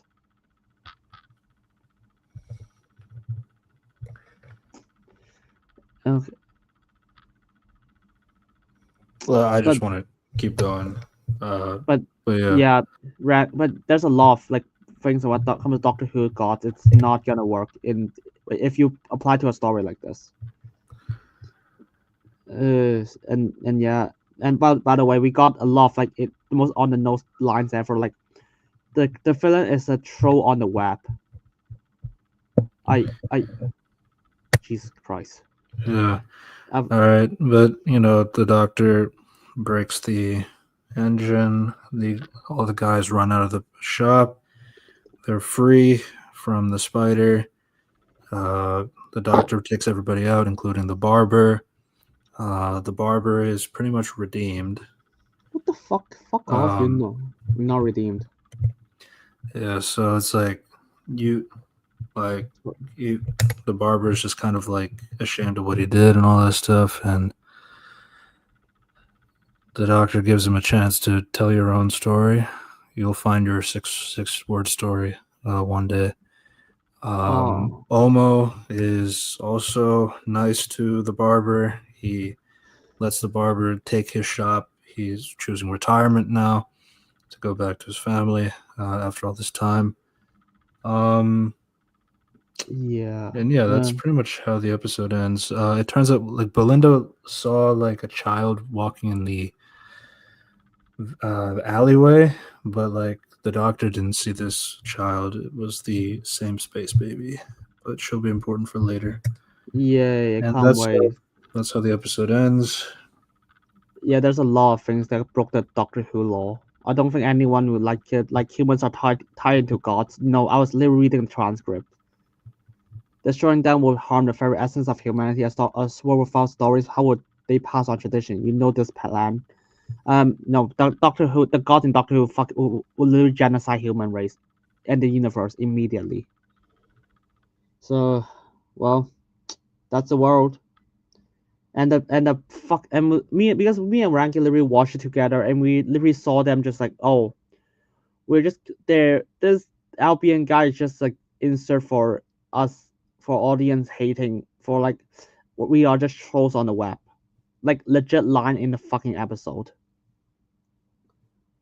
Because we hate that we can't let our stories be told. Well, I think I just thought that line itself, the troll on the web line, and like I think there was another line about like the internet being full of garbage or something like that. That was like very like I said, this is another one of those episodes of look, the writers hate you, the showrunner hates you.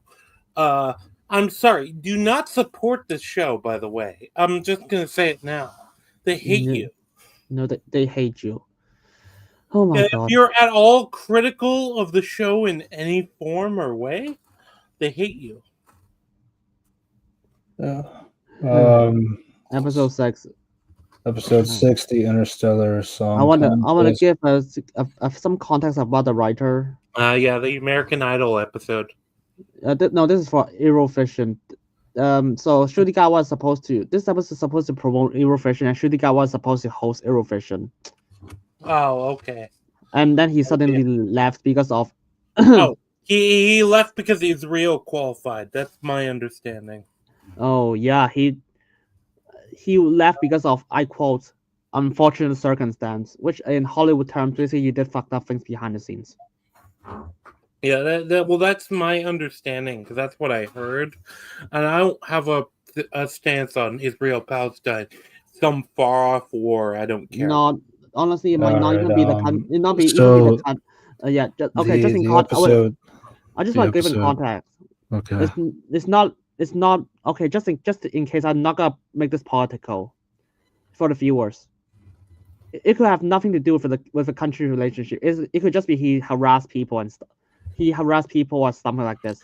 It could have or he treated some people really poorly, something like this. This is called unfortunate circumstance. That's the definition of Hollywood. It could even be he just found like he had some other personal reason for leaving. That's true. Maybe there was just some guy that he didn't like that was on the thing that he had past experience with. Who knows?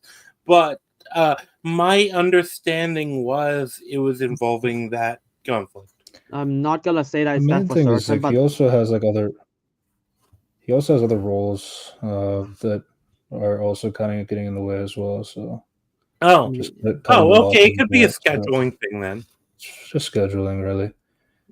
But yeah, so it cuts to the next episode, the Interstellar Song Contest, 29-25. Written by the person studying my university, and she's not a biological female.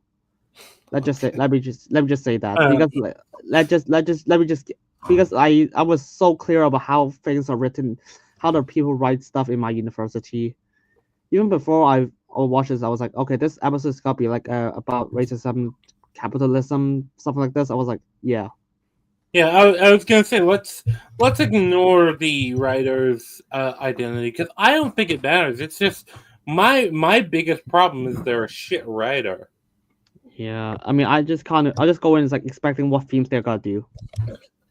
All right, so the Interstellar Song Contest is a evolved version of the Earth Eurovision Song Contest. It takes place on this station on an asteroid in the middle of space.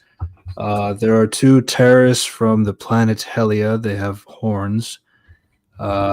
They are pretty upset with this particular song contest. We'll learn why as to that in a bit. But these guys, they remove the space station's oxygen shields, getting the Doctor and 100,000 people up into deep space, where they begin to freeze.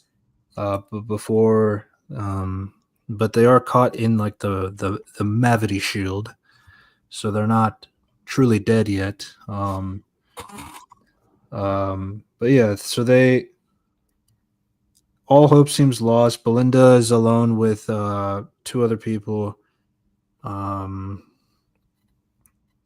And all hope seems lost, but the Doctor wakes up when he gets a psychic message from his granddaughter, Susan. And which is really interesting because you would think that, because like how much they did emphasize Susan in these 2 seasons, that, I don't know, maybe she would show up. And they don't do that. No, the thing is, like, they actually got the original actress to play her again. And I heard she has deleted scenes as well. Like, no, I think there's a lot of things changing in the climax. Yeah. It's gotta be a lot. So let me just deal with it at the end of that episode, because holy shit, the last episode is easily the worst one. Yeah. So so the granddaughter says things to him that gets him to wake up, and he uses a confetti cannon to shoot himself back into the station. He makes friends with a doctor and a mechanic, and so they're trying to understand what is going on with the space station and all that stuff. They learn that they are being attacked by the Hellions, and they are pretty upset with this particular corporation, because apparently they killed a bunch of their species, and then just to steal their honey for products and stuff like that. So the Hellions, they want to use this televised event to unleash this kind of weapon that will pretty much fry the brains of 3 trillion people across the universe. Yeah, not necessarily even the specific people that actually, the thing is, like, randoms. Yeah, it's the people who like watch the show. They're also guilty. Apparently, this person infiltrated the show is like, yeah, I hate the corporation. By the way, I'm gonna kill every single person who watches the show. I was like, fuck me. Yeah, that's your priorities. Yeah, that's kind of the thing. I guess the idea is, okay, well, this is bad. Like, the things that happen to the Hellions are bad, but this is also bad. Let's be fair. The show doesn't necessarily endorse this action. No, it's not. It doesn't endorse action. It was like, but like, why would this be the plan? Just kill the people who watches it. It was like, no, that's not gonna do anything. Just gonna make you look like that's why they threw all the contestant watchers and people outside the building, outside the oxygen shield, right? That was getting them, and now it's like to punish the show watchers too, for like basically being the ones that they cater to. Okay, so the thing is, like, there's a lot of references to past episodes. I don't think you guys know what the Delta Wave is, right? No. Yeah. I didn't know that was a reference. That broke the entire episode. Yeah, the Delta Wave was in this episode. Yeah, so that's in Series 1, Episode 13. That can be programmed to destroy any life forms, like any specific life forms. So, yeah. So they could literally just program it to just destroy the people in the corporation, like the people who bought the planet, the race who bought the planet. That's all you need to do. But I think the Delta Wave is like they were using it specifically to get the viewers that are watching the TV. The thing is, like, that's not how Delta Wave works. Like you don't. Like, it has to be like a proximity thing. Like, you have to be in the room with it. I assume it's supposed to be a genetic thing. No, you can. The range is like planet, like light years. Like, okay, the range is not like it could not transfer through like signals. It's literally an energy wave. So you have to be in the radius. Yes. Okay. When I heard that reference, like, no, that's not how it works. And the fact that they think that they transfer through like wavelengths, it was like, no. And then I was like, no. And then I was like, no, you can actually get really specific with delta wave. The only reason why the doctor did not do that in that episode is that he did not have time.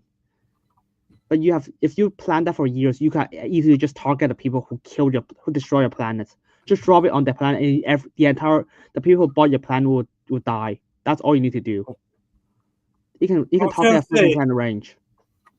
You could probably even tone it to specific people there, like the specific people based off this company register.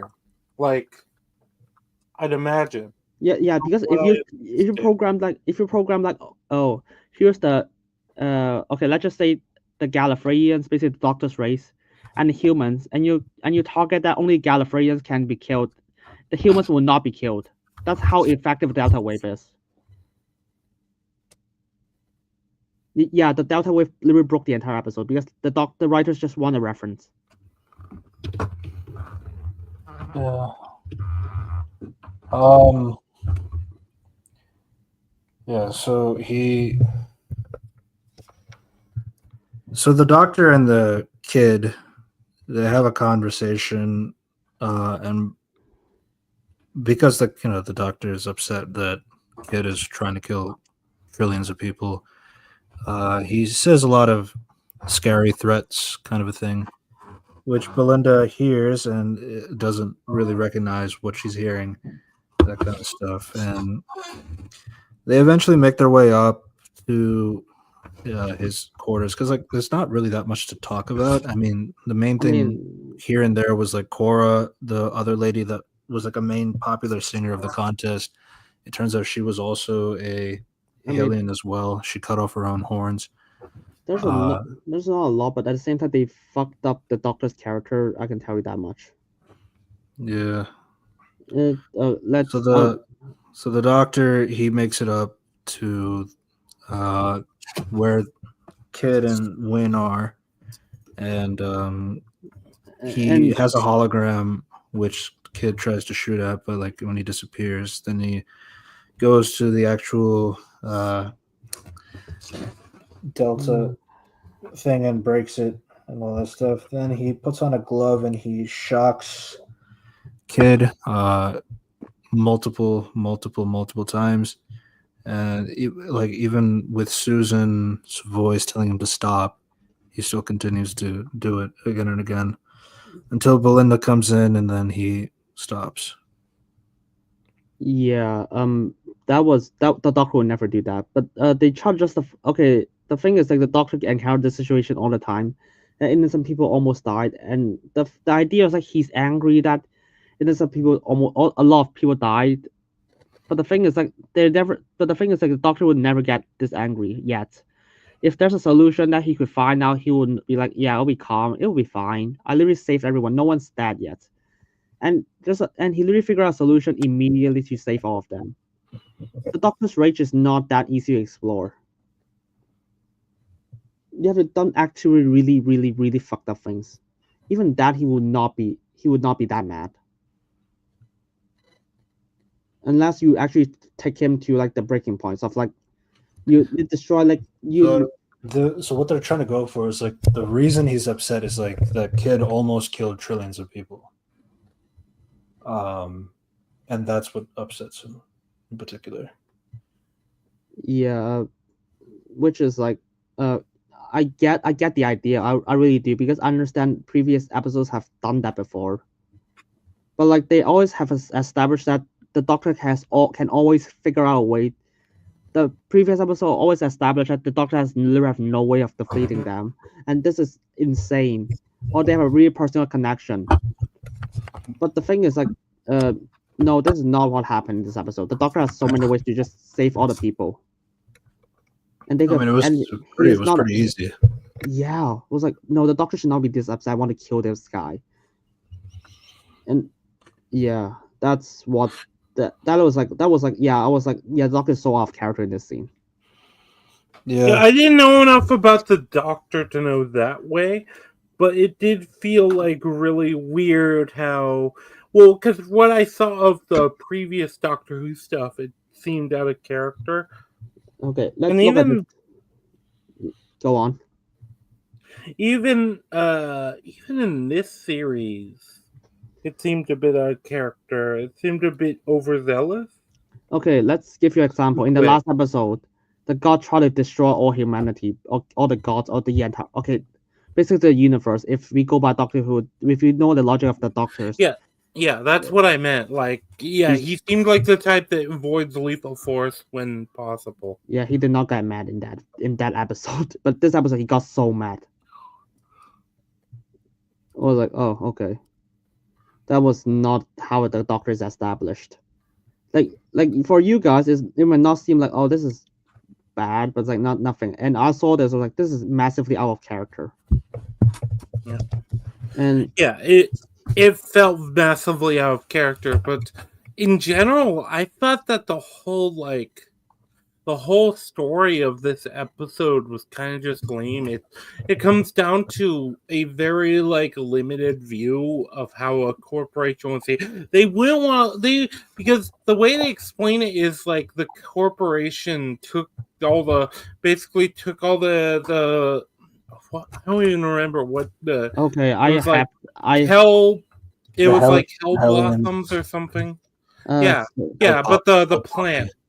So, by the way, the hell poppy, they burned down the planet and destroyed it, and then they false flag blamed the Hellions for it. They killed themselves essentially. Yeah. This isn't how capitalism works. If you want evil capitalism, it'd be like, oh yeah, they exploited our people. They they put our people to work. They're collecting all of the results of our labor without proper compensation. Like it would be that, but it's not that. The thing is, there's only few lines that explain that. Okay, have you guys seen Andor, right? Yes.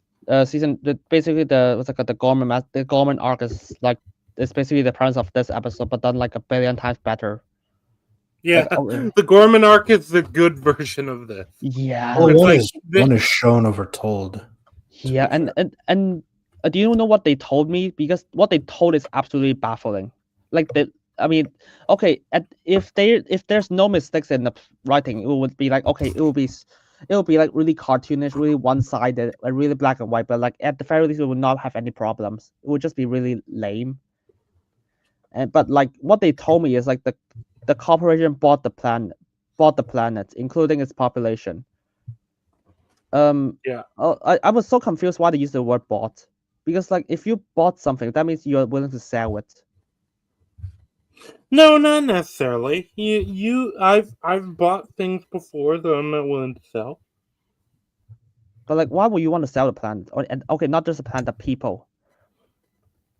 Slaves.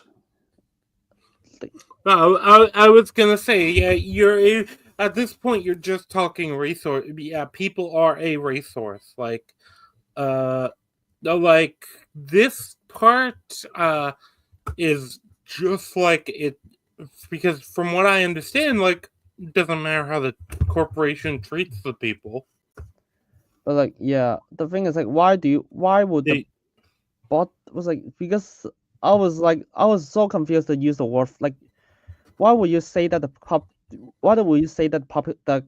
corporation buy the planet and its people? I legit think of how does that work?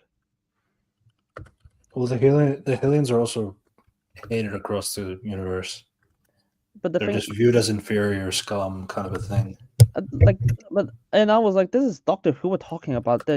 Every aliens okay, they are not friendly and stuff, but this should not even be an issue. Because what Kid describes in the past is Hellions were always described as the devils because of the horns, and that's why he's using that as an excuse to, all right, if you call me a devil, I'll be one, and then he does the mass evac of the entire space station and that kind of stuff. So it's if you're gonna paint me as a villain, I might as well become the villain. Which I understand that storyline, and I think there's something there for a villain. But the problem is the way the story it's attached to and the way they do it. Mm-hmm. Yeah, that was the story. Like how they tell is like really really stupid, and it's like it's not like this has never been explored before because like there's a race that is like known for okay. There's actually a story in Doctor Who like series 4 that the corporation uses just kidnap this planet and then they use this the species of this planet like a servant as servants.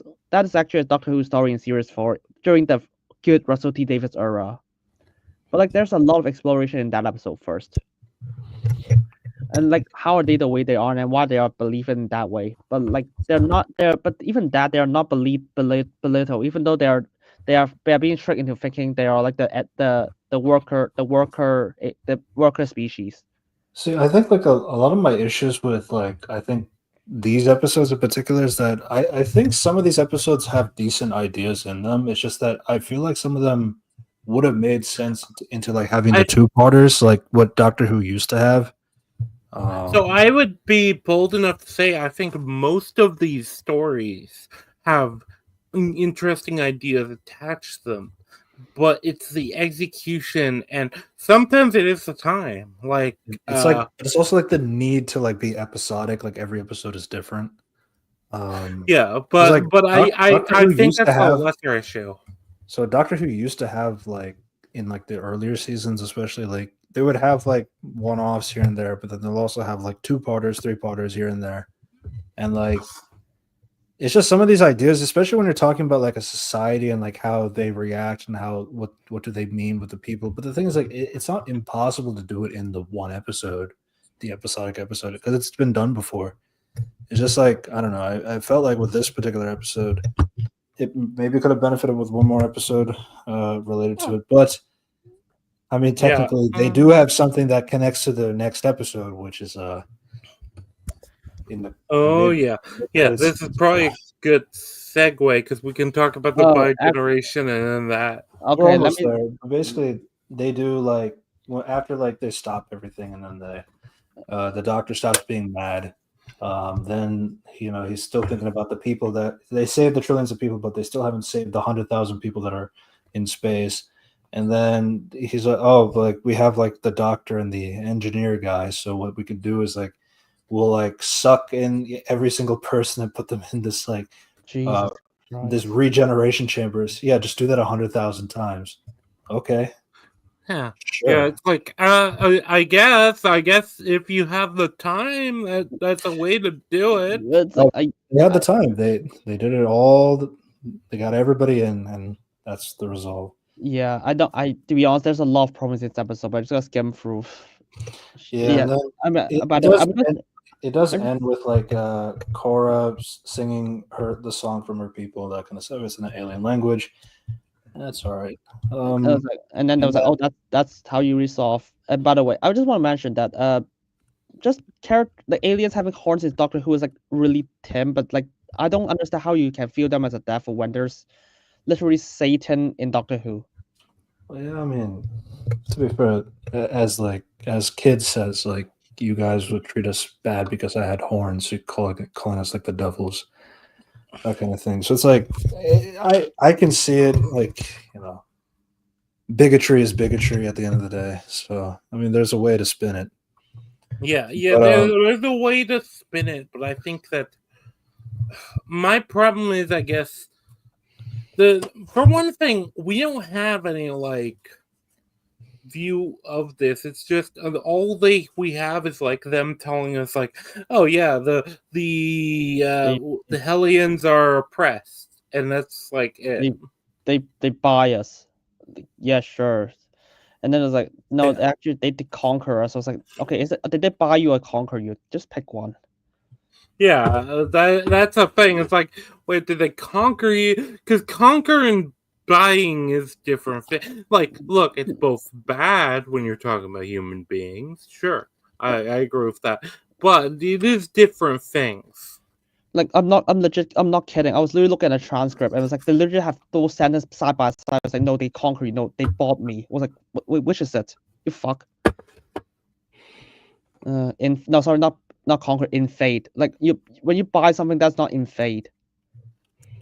Well, to be fair, Cora said it was an invasion, which because like they didn't want to be. No, she said it's an invasion and they buy you. So which is it? I mean, it has to be an invasion for sure, because But she also says they buy us. you can buy a planet and feel invaded.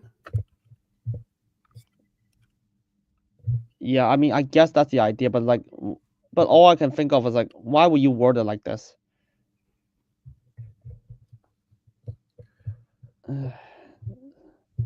How does it help? Like this. So the Doctor and Belinda, when they're about to leave, they see the hologram of Graham Norton, like the Graham Norton from our world, who is like an AI hologram.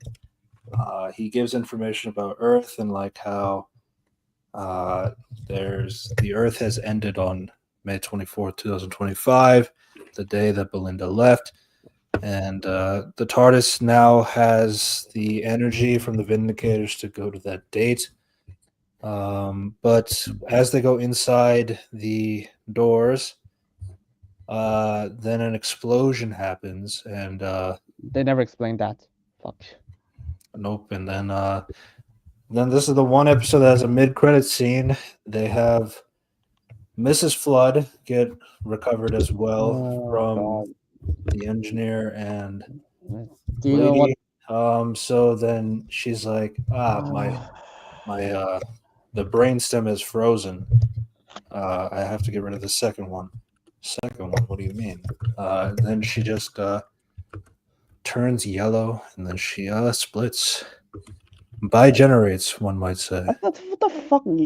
How did your double brainstorm froze? If your brainstorm froze, everyone should be froze. Like the thing is, like you have to die in order to regenerate or bigenerate. What the fuck that is? But like if it says like her body was fatally damaged in space. No, using the brainstem as like the explanation. It's like I'm afraid my double brainstem froze, and all I can think of is like, wait, if the Time Lord's brainstem, which is actually super more durable than any normal species, can be frozen, then every other one should be frozen as well. But no, it's like they bigenerate, and the two women are there. You have the Rani. Oh, what does that mean, by the way? Is the Rani like a...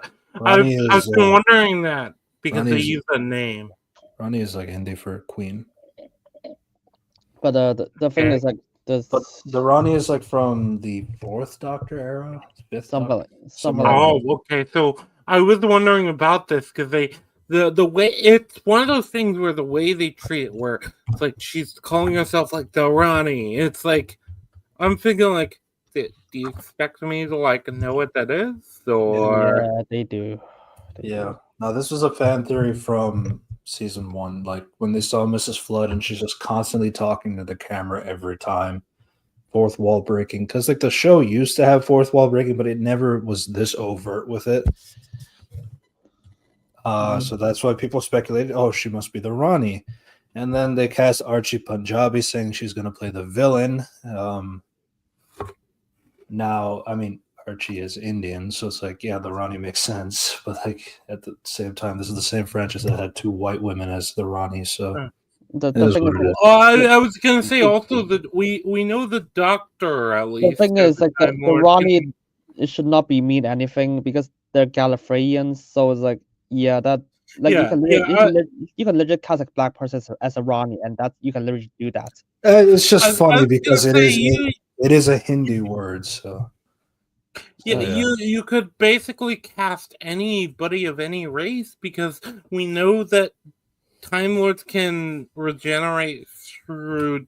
I'm just saying it's funny because I'm Indian, so like it's just funny to me. But yeah. Yeah, but you know what I mean. It's like, so I'm like, what like I didn't even realize they were Indian. I didn't know. I was just like, the Rani, that's supposed to mean something to me. Okay. Yeah.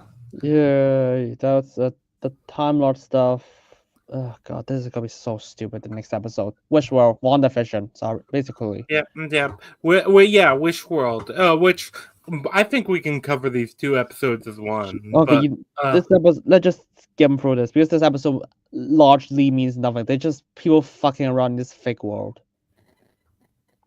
That has nothing to do with the characters. Yeah. So the Doctor and Belinda wake up in their homes. They're like a husband and wife.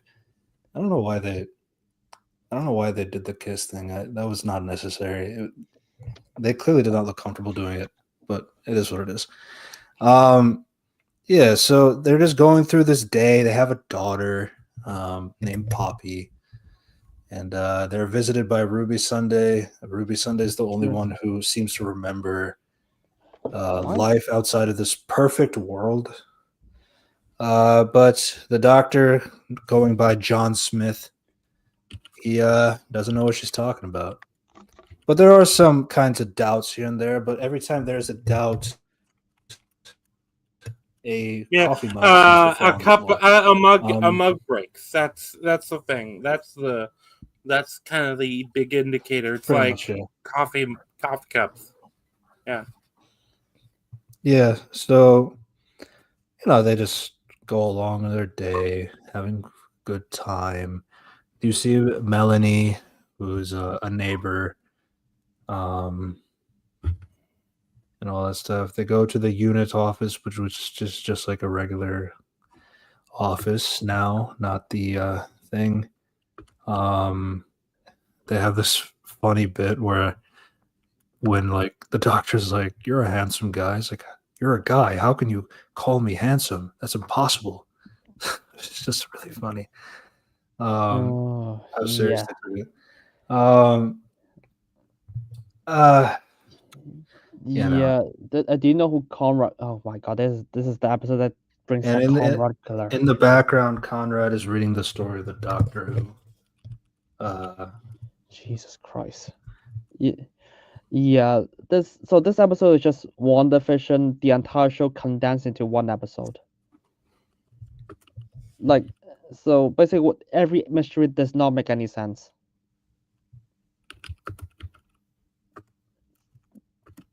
So let's just get the basics. So that there's the character from like the season one, or series 14. I'm just gonna refer to series 14. The guy,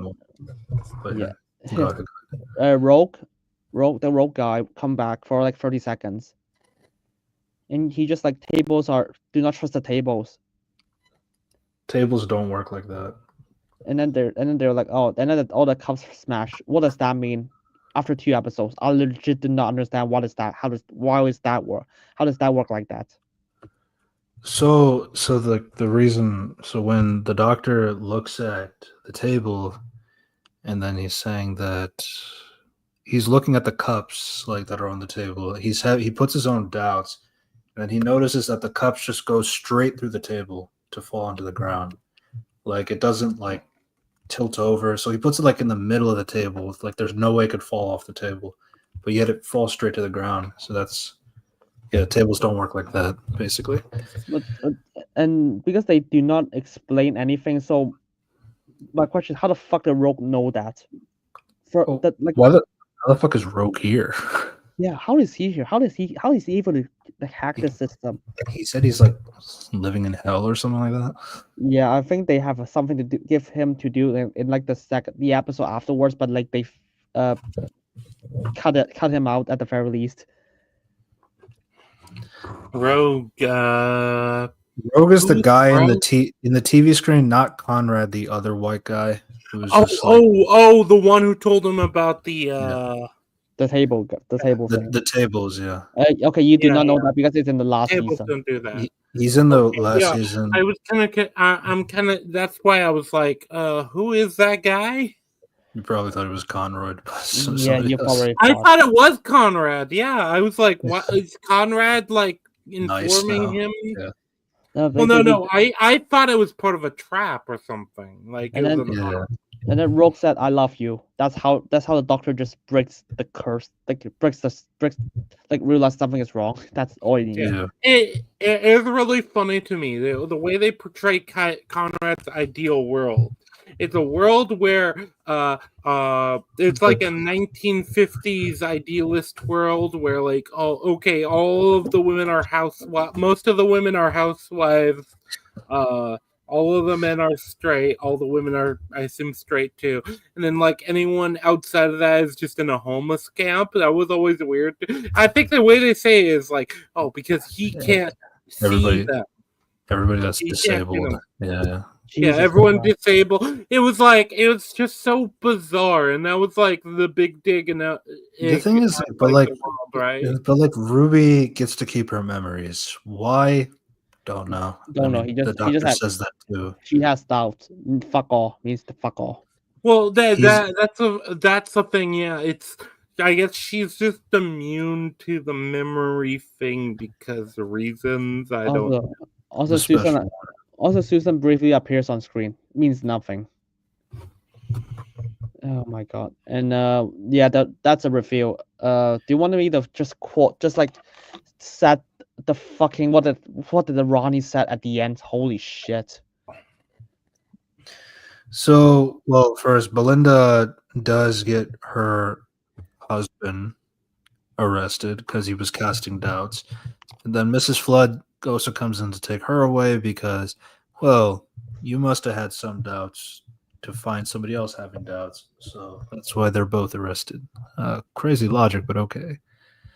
But yeah, so they're both going up to the bone, the giant dinosaur looking thing. They're inside, and the doctor is interacting with Ronnie. The doctor still hasn't remembered who he is yet. But like, yeah, the Ronnie is like explaining her plan because she says it's very important for him to know the plan because that would cast a lot of doubt, and doubt is what's going to cause the big thing to happen. So what is going on is like it's May 23rd, 2025, and everybody is looking forward to the day, May 24th, 2025. This has been said so much in the show. We don't know why. Yeah. It's being treated almost like a weird holiday. That's the best way. Like as though it's like Christmas or something. Like it's Christmas in a Christmas movie. To be clear, this episode did come out on May 24th, 2025. So just FYI. Yeah, which I think they did. Obviously, they did on purpose. Yes. So actually, what we missed in the beginning of this episode is that the Ronnie goes back in time, where she encounters like a village of a person who is the seventh son of a seventh son. And she grabs his seventh son. And she grabs his seventh son, who is the god Desiderium, who is the infant god of wishes. And she takes him, and then does this thing. So basically, she has given Conrad the responsibility of Desiderium to basically make the world the way that he sees fit. So that's why. Well, yeah, and it comes across as this being a very active effort. I think he actually says, sometimes I forget to think about the weather and you have flooding and hurricanes in this or that place. Yeah, like, the thing is, like, you can tell he does not want to do that. Yeah. But yeah. He kind of. I feel like he wants things to be good, but it's also like you also have like this idea that like kind of in your like ideal society, gay people and or you can't. You are so focused that you can't consider the idea of gay or disabled people, which is. It's just such a strong that actually kind of really pissed me off. Like this idea that like, but you see, he's evil. Yeah, well, yeah, but look, like this idea that he can't imagine somebody disabled. No, everyone's had a relative who might have had like maybe not been disabled from birth, but everyone's had like a most people have had like an older relative who's maybe had mobility issues. Like this is a really relatable thing. Like, and they wouldn't want them off on the street. No, it would be like, oh well, we take care of granddad. The thing is, like, it's like, and then they have like, oh, the person who imagined this is the guy who's a podcaster who thinks that the what we do is like BS and wasting money as shit. Like the incel podcaster. So like, oh, so everyone who does podcasting critical of Russell. Now he works for the Ronnie, the other bi generation. Oh yeah, it's hilarious. It's so weird. And then apparently he works for not only that's a contradiction of his character, but the fact that the showrunner was like, actually he's also evil. He's also the people who like him who criticize us. It's like sexist, racist, ableist. And I was like, what the fuck? He's all the ists and phobes. Yeah, I mean the only thing that is not that they somehow not do is like racist. Because like that was the only thing that was a that they somehow did not do. Yeah. So this is weird. So the doctor learns that the world was changed by Conrad to be in his perfect vision. Why him specifically? Don't know. No, fuck no. Using the power of Desiderium, the infant god of wishes, and the doctor's homing device. We don't know how she got it, but she has the Vindicator now. And that's that. The Ronnie reveals that doubts from the doctor and humanity is being used by her in order to break reality.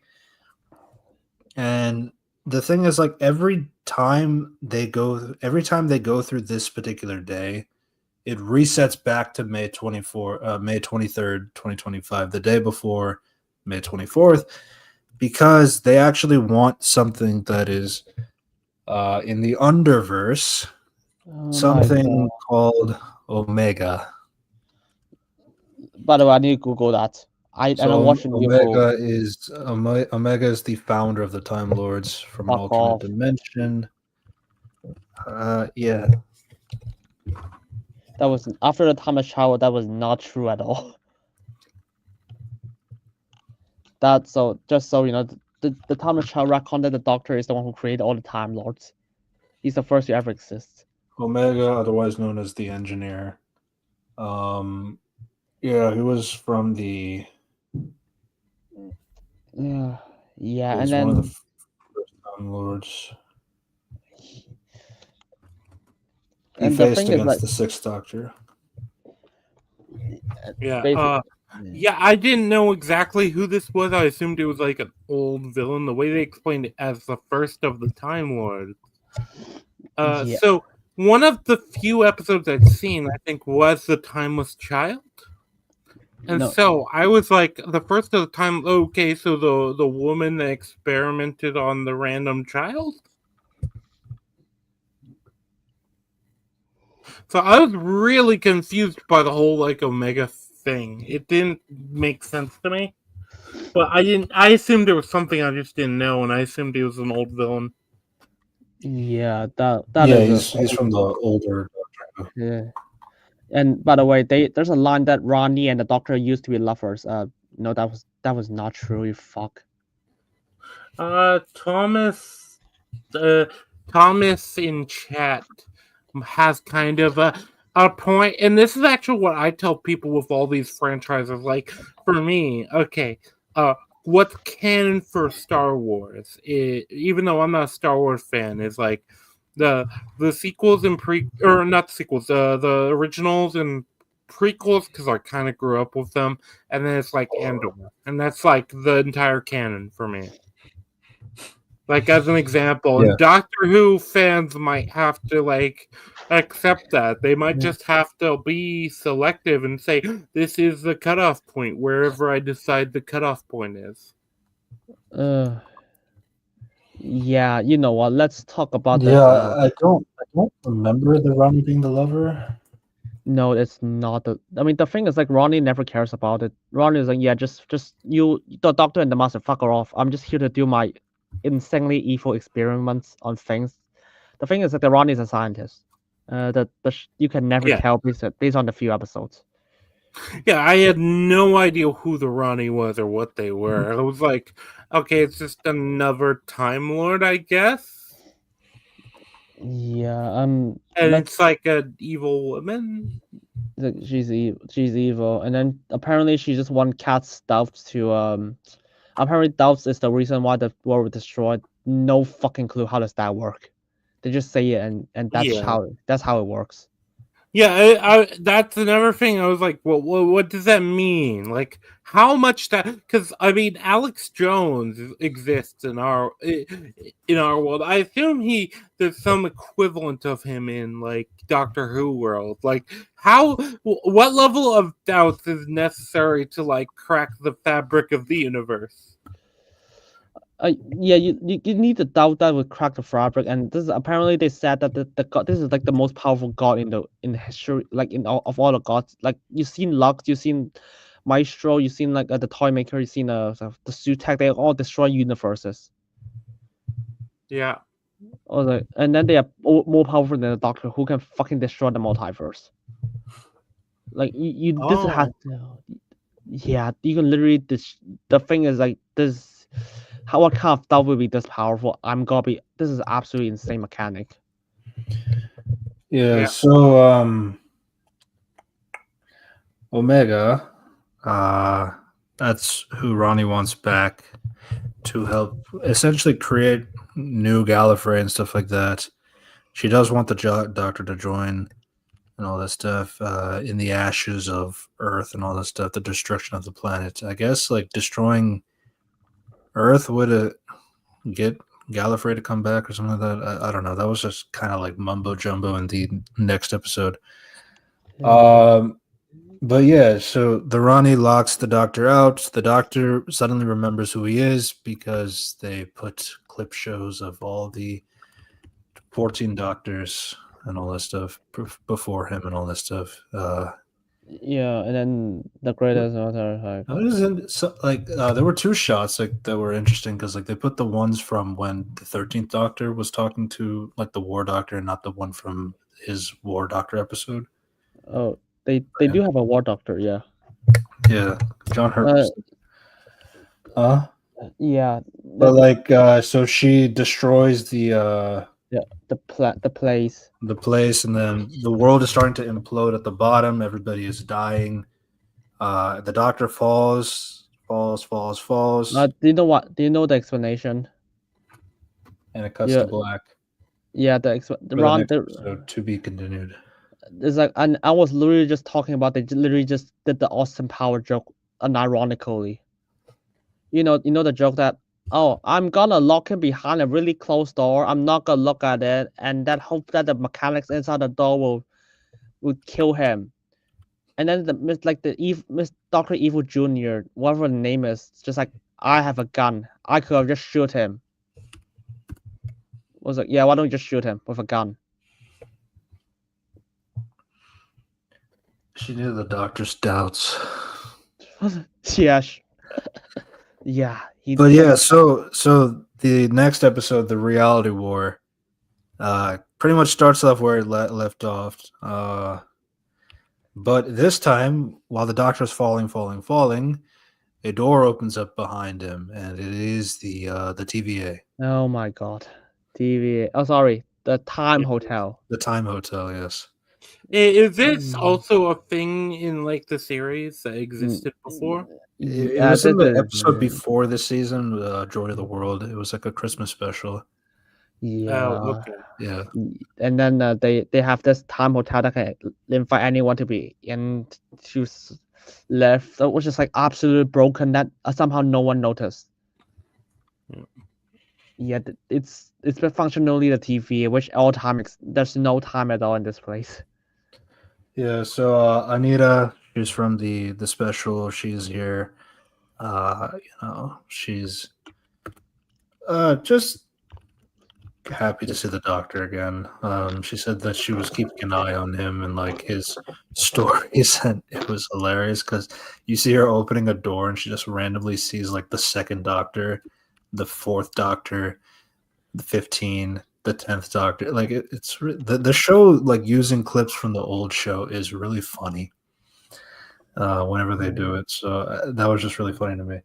But yeah. So I need it. But like plot wise, Anita says that this May 24th, 2025 has always been resetting for like maybe like 54 times or something like that, and they don't know why.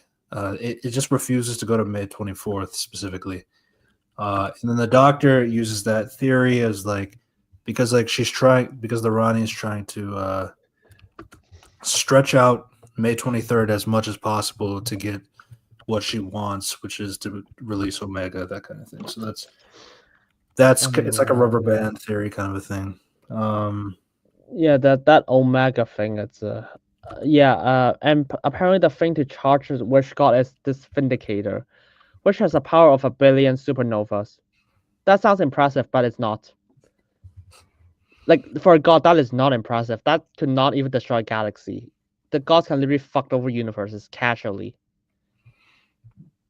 That's not gonna charge. That's not gonna charge a god. You fucks. Yep. Yeah. So the Doctor needs a team. So what he does is he goes back to the unit of like the WandaVision unit team, and then like he keeps. So all they have to do is like open the door, the time door, and that just resets the time inside the room. So now everybody is like back to normal. So Anita just has to hold the time door open for like the entire time. And you know what? I have a smart again. You know what? Since we're talking about this, I have a better idea. Let's just open the door behind the Ronnie and just kidnap her. Well, the way this whole thing works, there's like kind of almost infinite ways. You have like full-on teleportation, and all time of travel. the power. Yeah, time travel, all of the power of this unit, like agency, at your disposal. Okay, sure, the Ronnie has time travel too. But like there's a lot of resources you have at your disposal, even without like the TARDIS itself, because I guess the Doctor doesn't know that that they're still in the TARDIS yet. And the thing is, like, why is there only Anita in the fucking the Heim Hotel? There should be a lot of people working there.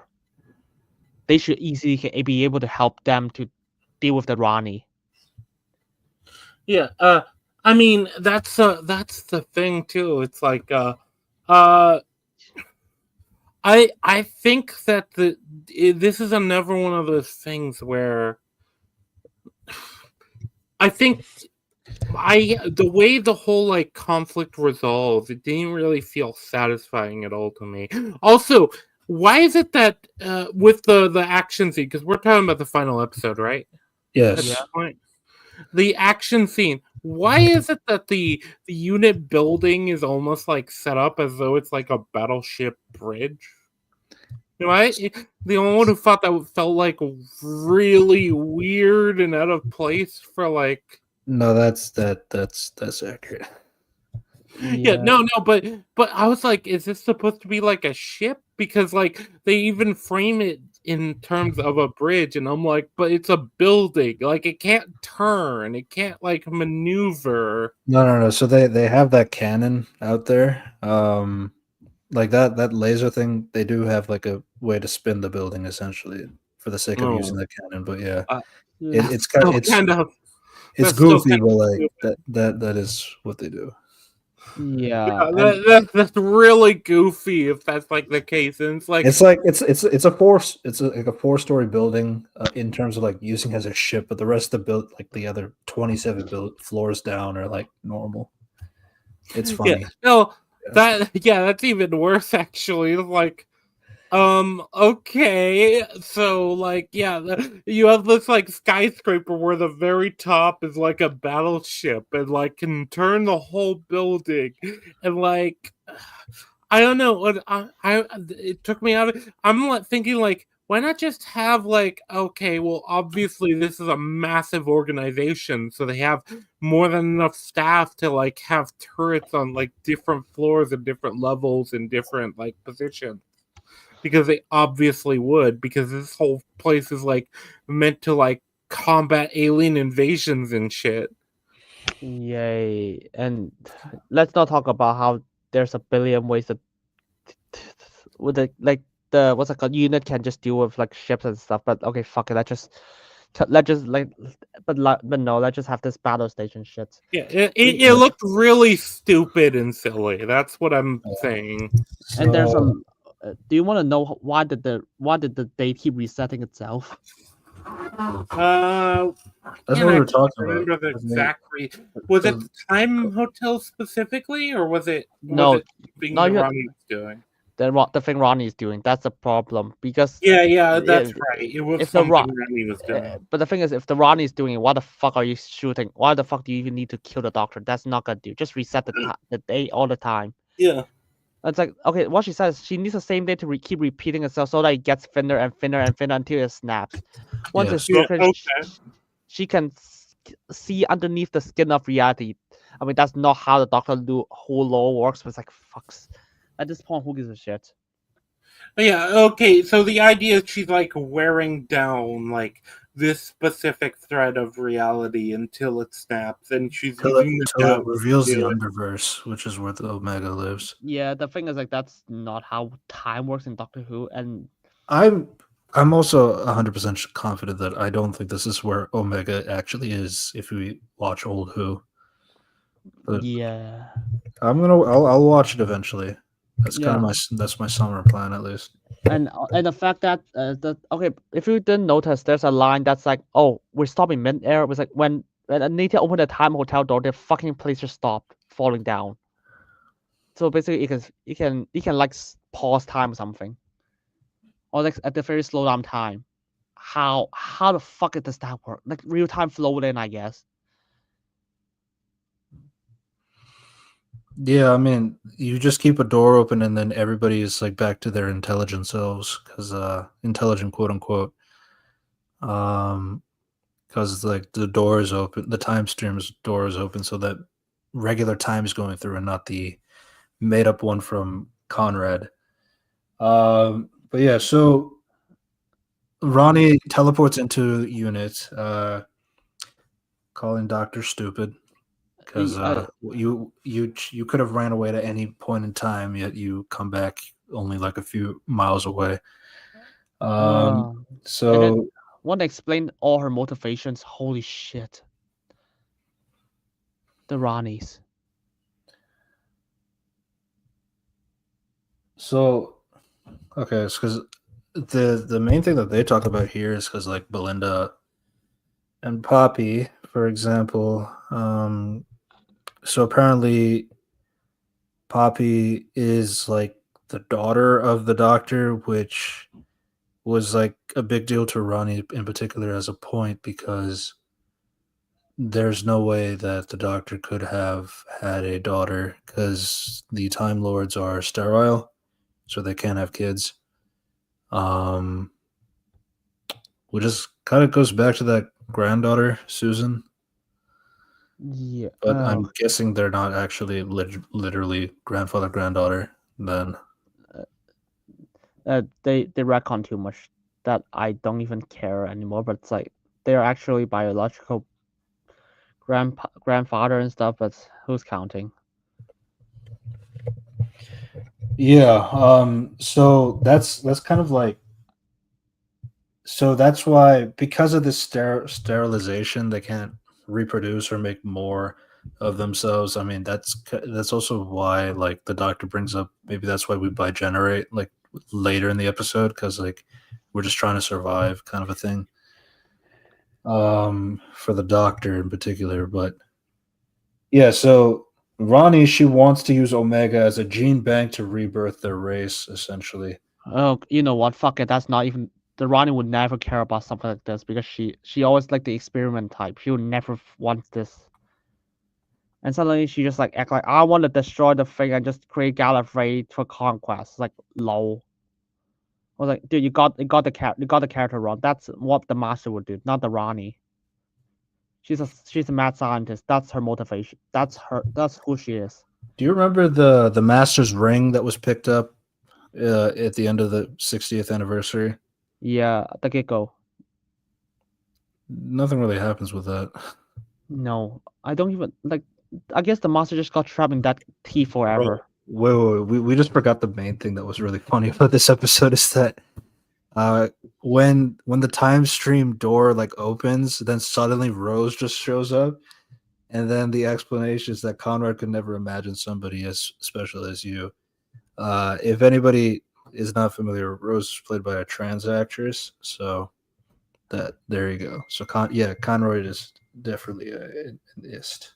Jesus Christ. It was really funny, actually.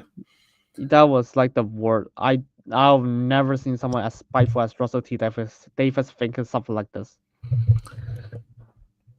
Yeah, that is okay. There's a lot of lines. It's like because during the conversation between Ronnie, Doctor, and Belinda, I was like, no, the Ronnie is completely right. What the fuck are you talking about? Because even the Ronnie was like, she's not real. Dr. Belinda was like, no, she's real. Like, caring about the baby. I don't mind them necessarily caring about this child either.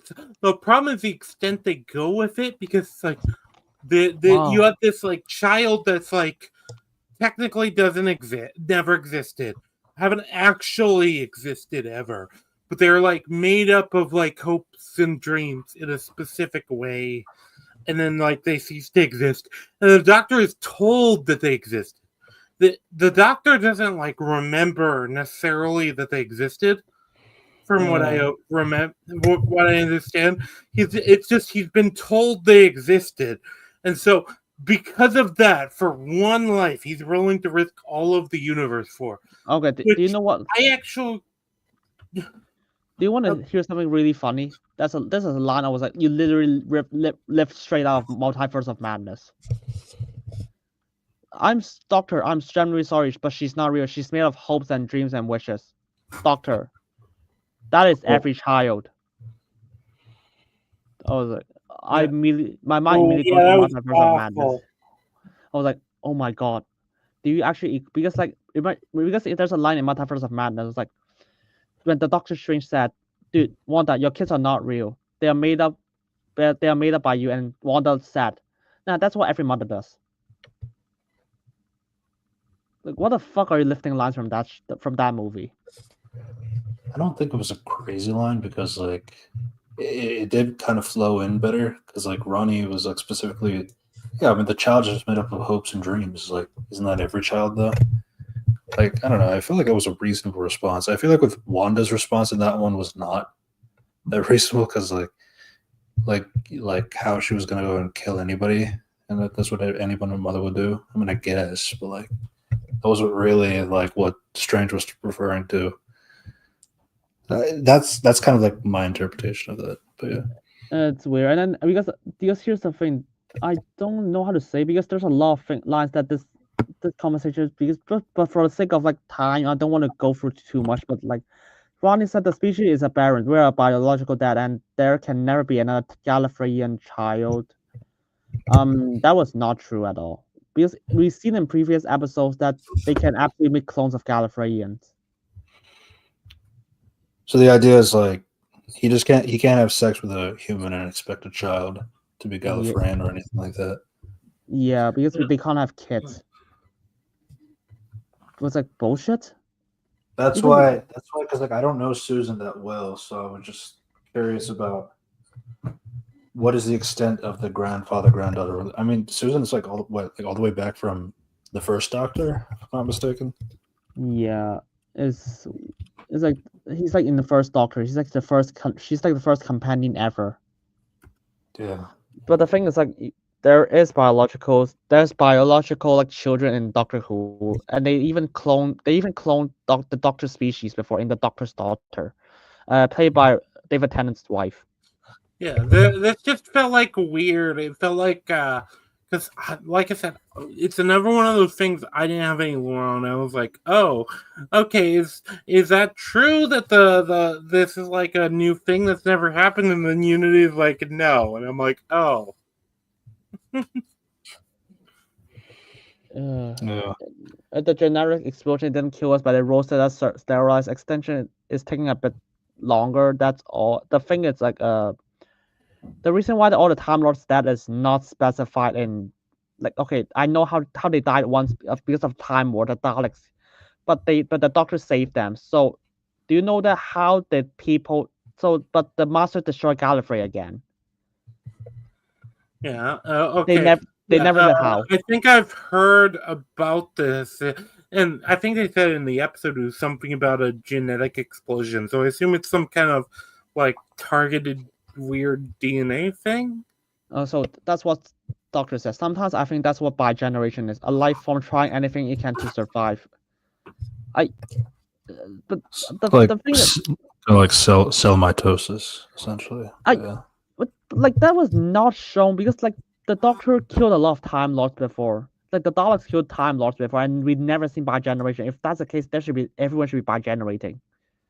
No. I think the idea is like, so I think the idea they're trying to go for is it's like evolutionary. The problem is evolution kind of requires like reproduction, and it's funny because we even have like theories on like how like the normal form of reproduction for beings not even like humans but like obviously pre existing from humans was which was basically the idea of sort of pair bonding rather than just cloning the essential cloning idea that like far simpler organs existed is because parasites had evolved, and parasites there was no like counter to parasites. So if a being like reproduced, it would just be a cloning, and then the parasite itself would not be taken care of. So the parasite would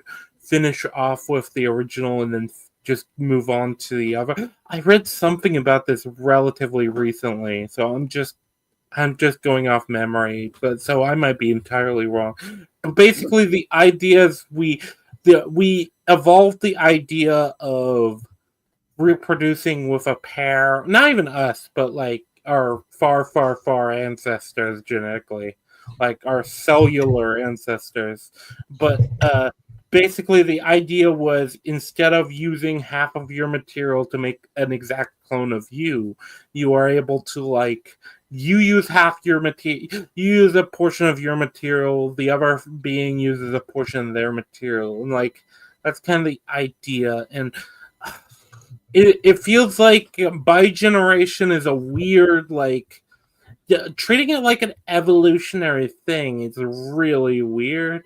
Treating it like something that just started happening is I kind of think kind of dumb. Think that especially when.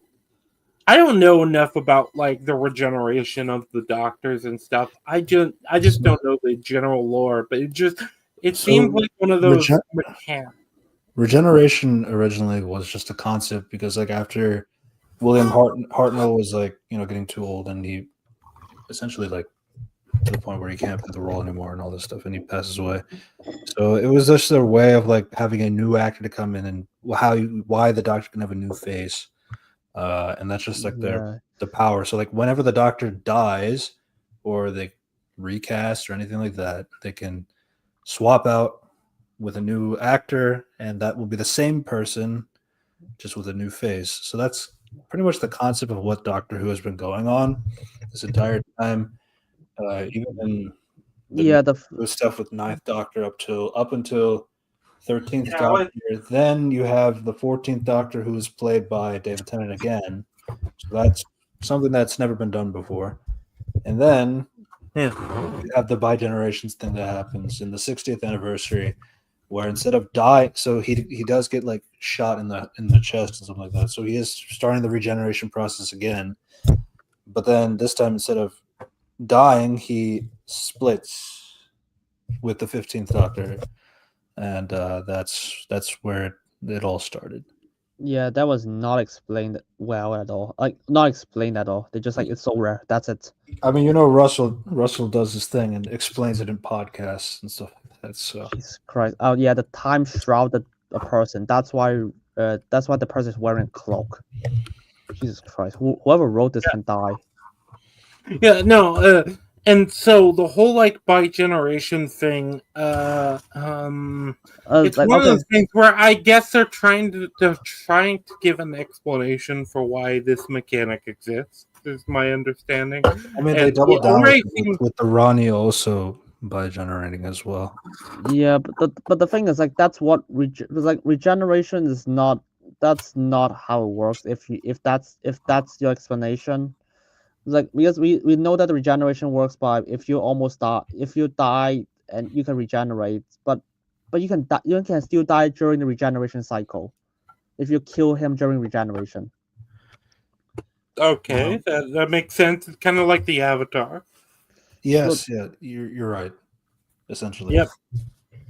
But Yeah, it's like the Avatar, but they can skip the awkward like going through puberty again thing. yeah. yeah, it's like if you tell me this is like evolution because what they wrote is basically in fake terms, so it's like and the fact is based on like a you can't have another Gallifreyan child was like no, there's a billion of Time Lord history. You could absolutely have kids. Yeah. Well, also, wait. Couldn't you just go back in time to before Gallifrey got blown up and like have a kid then? Do you want the actual answer? Uh, Uh, the show forgot that Gallifrey destroys because the Master does stuff, and everyone got destroyed. So has nothing to do with the time war and the Daleks. That's what it said in the well, time shot. I'm not even that asking series. about that. I'm just saying like they're built on like the idea of time travel, so you can technically exist anytime Gallifrey was around, can't you? So there's another thing too. Like in previous Doctor Who seasons, there was like a thing like doctors cannot actually interact with each other originally, or like they can't like if they're in the same time period, they're not supposed to look at each other. I mean, isn't that the case? Yeah, even if But that's the case, they will I never remember remember. I remember the episode like where David Tennant was with I think it was Carrie Mulligan, not Carrie Mulligan. Matt Smith, No, the fireplace, that one. the girl with the fireplace, The girl in the fireplace, that one. Sophie Myers. Yes, so like the Oh, thing that's is, like, one of the episodes I've seen. The Girl yes, in the Fireplace. fantastic episode. But like in that episode, he had to wait longer than he had to because like I think because he didn't have his TARDIS to go back and he needed to wait for the other doctor that was also there in order to get it. You know what I'm talking about? Yeah, I get it. But it's like it was in the same time period, but he had to wait for a specific reason or something like that before he can go. Yeah, it's weird, but yeah, that's yeah. It's like he waited for like hours. Okay, Rose wait for hours, but yeah, Rose and Mickey wait for hours. Yeah, But and then because he had to, if I remember, it's like a big part of the emotional hit is because he couldn't. He had basically set up and promised this woman that he would go back, and then he couldn't because, well, it's like he had to wait. yeah, the by generation is basically bullshit. Yeah, so summarize by generation, it's a bullshit. And if you're wondering, yes, Time Lord can age. Matt Smith Doctor like died after like 300 years. Like he will get old and get old for like 300 years and then he'll die. He'll pass away. So it's like it's not like the species immortal between every regeneration. So they have to reproduce, and the fucking dialogue just retcon all of this. But they have like brought back the first Doctor using David Bradley as well. Yeah, that was. I mean, I like that episode. I'm not gonna spoil anything about that episode, but yeah, that's true. But hey, but anyway, getting back to the show itself. So the idea is like, the doctor's taken by Ronnie and Mrs. Flood back to the headquarter place that they're like the Bone Palace, and they're looking at the door, which she describes as the tomb of where Omega is. So she uses the Vindicator to like pretty much open it, and this big skeleton comes out, Omega, and then he just eats the Ronnie. Yeah, it's that easy. And that's it. And we have yeah, Jesus Christ. We actually skip a lot before that. Yeah. Like for example, remember Susan Triad literally just made the box that can create a fixed point in like a 10 minutes at most. Yeah, basically like it allows Ruby to like teleport when pressing a button on her vest. Press the blue button, that will take you straight to Conrad. That's not how it works that's a mechanic in the past episode of Doctor Who, and that's not how it works, for fuck's sake. Oh yeah, I could just teleport exactly in the room that I want you to go to. Yeah, I didn't know the mechanics, but I felt like this was like, oh, you just have like a teleporter to the room to anyone you want to go and see. I mean, I guess that's the TARDIS probably could. I could accept like one button to take you like 10 feet away from where you're standing. That seems reasonable to me. But then it's like, no, you have a second button. This one will take you right to where I want you to go. So that's just silly. That's not how it works. With alien technology, I could even believe like, oh, okay, this button will take you like this like maximum distance, like not even just 10 feet, like Nightcrawler style, like a mile. Right. Like I could buy even that, but it's like this button will take you directly to the specific place we need you to go. Like, okay. I was like, okay, why don't we at this point just have like the time hotel just teleport them to just beat Conrad. It's like, oh yeah, the time hotel is so busted they forgot that existed. No, but the thing is, I was gonna say, the time they only have one door open so that they can keep the guys in units smart. Right, just fuck off. Open another door. Yeah, you got 1,000 employees there. But what do you have there? Susan just built a fixed point device that basically locks Belinda away from the entire episode. Yeah. So they lock her away because the way it's explained is like, oh well, we can't leave the child alone in the time box. And so what Belinda they're saying is the problem is like Poppy could like disappear forever and that kind of stuff. Yeah. So the idea is to put Poppy in the box so that like when the Thanos snap happens, then she should be fine.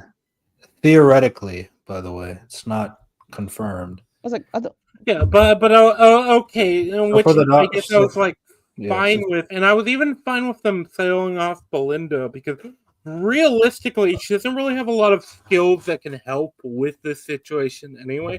It was weird to me they were treating it like with Belinda being like, oh, I can't help you, doctor, or with this, I'm sorry. And I'm thinking like, what could you do? Even then, I was like, why will you write her that way? Why would you write her that she would just lock that she does nothing in the final episode? That's also a big thing. It's like it feels kind of disrespectful to the character or what. I didn't think the character was very good, but it feels like look, if you were to like this character and like this and you saw this episode, I feel like you'd be like, what, why are you sealing her away just for the entire length of I have seen people online saying that like Belinda's writing in particular has like completely softened entirely, like of what people did like about her in the earlier episodes is that she did push back or she did like say things like that challenged the doctor's like viewpoints or thinking. So it's like, but then she got like heavily neutered to the point where like now she's just generic mom. It's an overcorrection. Yeah, it's an overcorrection in a season where it's like it hasn't been aired yet. You're like compensating for that. But it's weird too because like they give the action-ish kind of thing to Ruby. Even though this isn't Ruby's particular season, they have her talk to Conrad instead of Belinda, but it's only because mainly because they already had a connection with Ruby and Conrad, so that it makes sense. But like, in the sake of this final episode, act kind of a thing. It is strange. And the thing it almost feels like Belinda is just kind of cast aside, which it's kind of a shame with the actress, because I've seen the actress in good things. I've seen her in Andor, and she was really good in Andor, and it's like I don't even okay. Assuming that you just have to lock her away, it was like okay, this Susan girl, like what the fuck would you just have her like Susan? I made that thing in like 5 minutes. I was like, oh, it was like it can block fix. I was like, how? I was like, do you know what? You know what? It can block like time disparity. Like, fuck it. I have a better idea. I have a better idea. Just throw her in the time hotel. The time hotel is more assuring, yes. Yeah.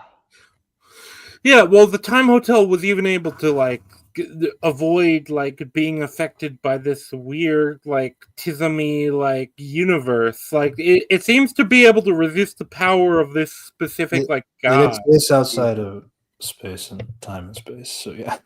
Yeah. So it's which the room does. That's how they explain the room too. It's like, so why not just put Poppy in the time hotel? Just put her. Just like it's like probably more comfortable. Oh yeah. To be honest, the fact that they introduced a time hotel legit breaks everything, not just in the episode, the entire lore of the Doctor. This is more busted than the fucking Time Lord technology. Yeah. So Omega eats Ronnie. Mrs. Flood just like takes the time band to like teleport out. Time ring. That is also a time ring. That was a really funny thing. It's like she was like, "Well, I guess I'll leave then." It's weird because we never even got a reason why Mrs. Flood was like subservient to the Ronnie. Like she just kind of generated it and then decided, "Well, I guess I work for you now." And yay! Well, and also the Doctor. The concept is like because she is the newer one, so like the newer one is considered to be the more. Which I feel like that's a commentary from the writers on what they view it as. Yeah, because like also with the other things, like Ronnie does mean queen, so it's like maybe that's why, but like I don't know. And the other funny thing is like the Doctor hacked like Ronnie technology beforehand, like in this episode, and I was like, oh, so all he does is like hack her scooter. It was like, no, hack her entire fortress, shut down everything. Just all you need to do is just hack everything. No, but you see. Well, first off, you introduced the Ronnie in episode 6. Then episode 8, she's eaten. So what a fucking waste to Archie Punjabi. By the way, it was also her birthday, May 31st, and like she dies in that episode. That's not pleasant. Also my birthday as well on that day, so there you go. Happy birthday. Yeah. I watched Lilo and Stitch, so there's that. Oh, I'd rather watch Lilo and Stitch than this movie. Ooh, I'm probably going to have to watch Lilo and Stitch once it comes out on streaming because I've got family that wanted to watch it, and I had to explain to them what I've heard about it, and now they want to watch it more because they want to watch the original because they're like pissed off now. So they're like, fair enough. And these are obviously like a normie family, so I'm kind of like, okay, I guess we can do that. Yeah, so the Doctor, well, Omega recognizes the Doctor like as somebody special. It doesn't really go too much into the extent of it. I don't know Omega's past characterization to know that. I mean, Omega used to look like a person, not this giant like skeleton, like this giant skeleton thing. But yeah, the Doctor just backs up, and then he remembers that the Vindicator is a weapon. So he takes out the Vindicator and then like just shoots it with a billion supernovas. Well, that was barely. How many times did I tell you that billion supernovas means nothing to gods? Yeah, but you see, it means something, and now it gets Omega to back into the vault. You know what? It's at the end of the day, it's just a big number. They could just say infinite supernovas, and it would be like, the exact same impact. It's kind of the identifiable number like effect just applied to this like force. You know what? Yeah. Let's just explain the obvious. Why the fuck would the Doctor have this god-killing weapon in his TARDIS? Because holy shit, this weapon He apparently was just using it to triangulate the get home. day. Yeah, you encounter several like governed god you could have used this thing on. Yeah, to be fair, the Doctor has a lot of insane weapons like the DMAT that can erase people from existence. So like the Doctor has a lot of insane weapons. But like you introduce this in the canon and suddenly you just like, oh, I'm gonna casually go use a shoot god. So like, why the fuck will you introduce this? Why the fuck do you guys mute at the same time?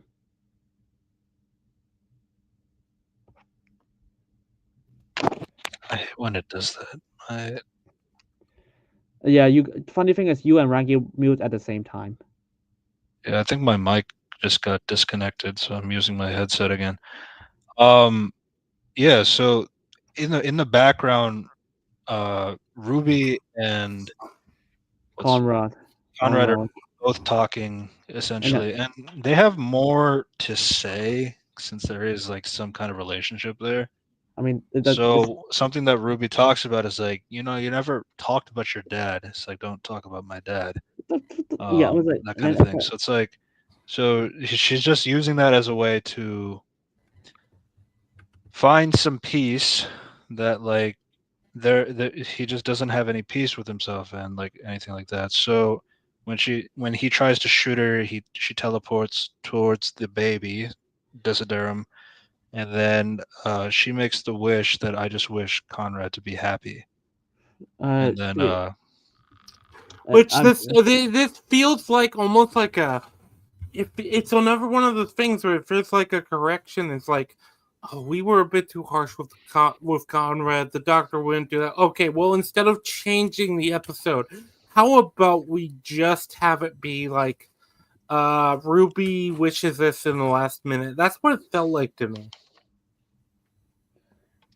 Here's my thing though. It's like, then later in the episode, like when there's that whole thing about like Ruby remembering everything, but everybody else not remembering anything, because they just established that now. It's like, then it's like, oh, Conrad gets to have his happy life, but then these things don't exist. It's like, so what did you want then? Did you want him to have a happy life or not? It's like, that was kind of silly. I'm gonna be honest. I thought they gotta be like, oh, that's nuance. Like even bigots like incels have their own ideology. I was like, and then they're like, yeah. Well, even I thought they were. I thought, yeah.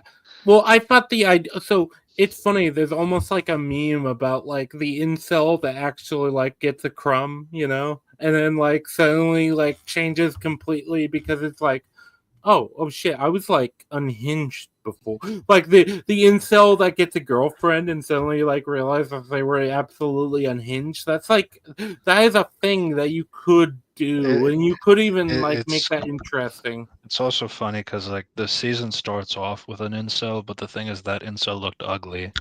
This incel at least looks attractive, so he gets to have. Well, I don't know if I would call him an incel because I can't believe he was, because like he was asexual, pretty much. So. Yeah, he's rich, he's attractive. Yeah, maybe he's unhinged, but I'm sorry, but like he was Prince Eric in the live action Little Mermaid.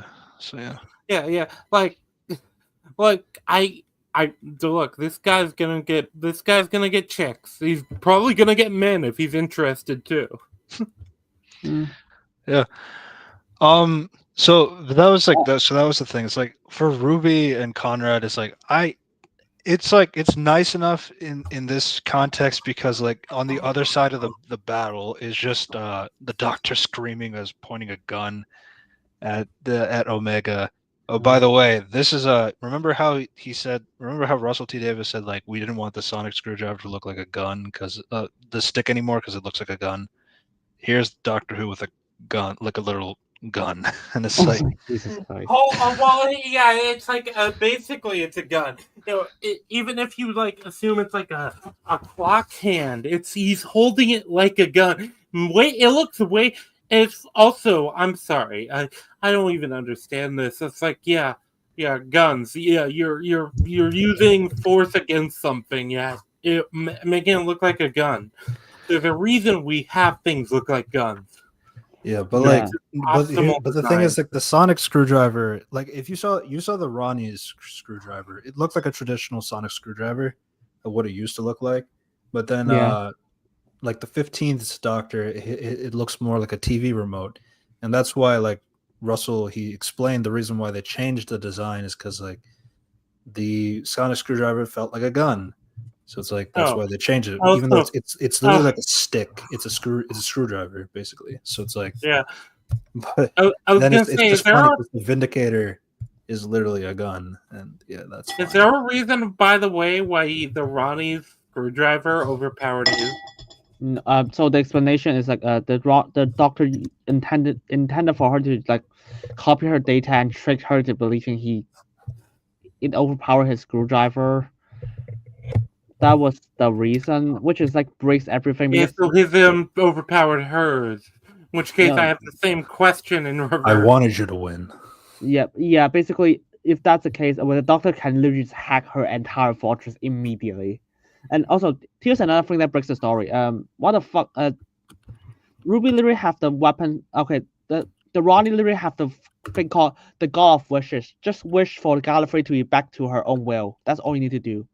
You have the Vindicator in full power. You don't even need to do like summon Omega, or like have the like destroy the Earth. Literally just wish for a better Gallifrey in her making.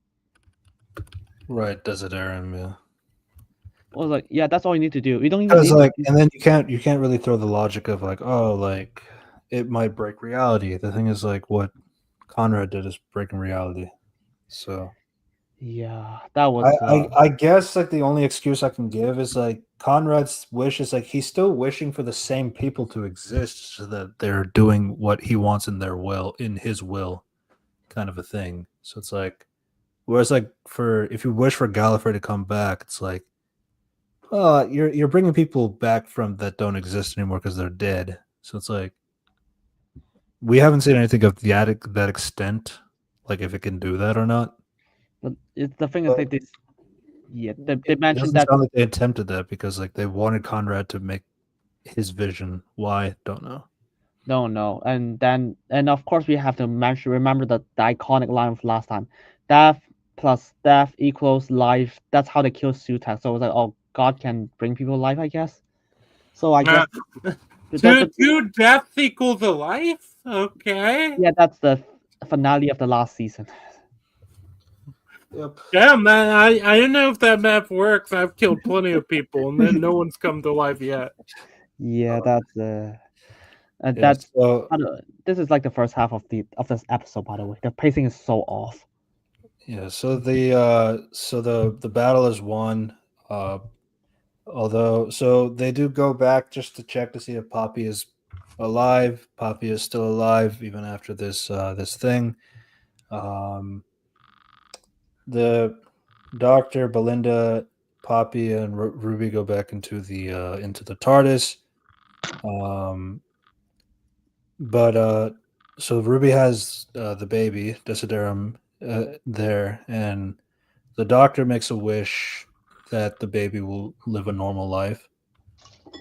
So now the baby is normal again. And then no, fuck that shit. Wish for more. Wish for your people to be back. Wish for literally fucking everything. Wish for the universe that is destroyed by the flux to be back. I was gonna say, like, there's like you have like a baby that generates wishes. Like at this point, like, what's the limit on that? And do they exist? And what happens to them? And or do you just like leave them existing and just? I guess they just exist and become a god. And reality molds to their wishes. Oh, sorry, I forgot to mention you something. They between seasons, not between seasons, between the era, they destroyed half of the universe. What?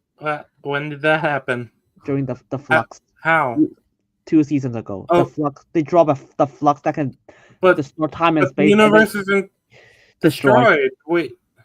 Yeah. So how? Like intergalactic places. Yes, that's the thing. They actually have a season about the universe getting destroyed by antimatter. Well, I'm glad they fixed it somehow. Oh yeah, they did. And apparently they fixed it so well that they have interstellar song contest for some reason. Yeah, they fixed it real well.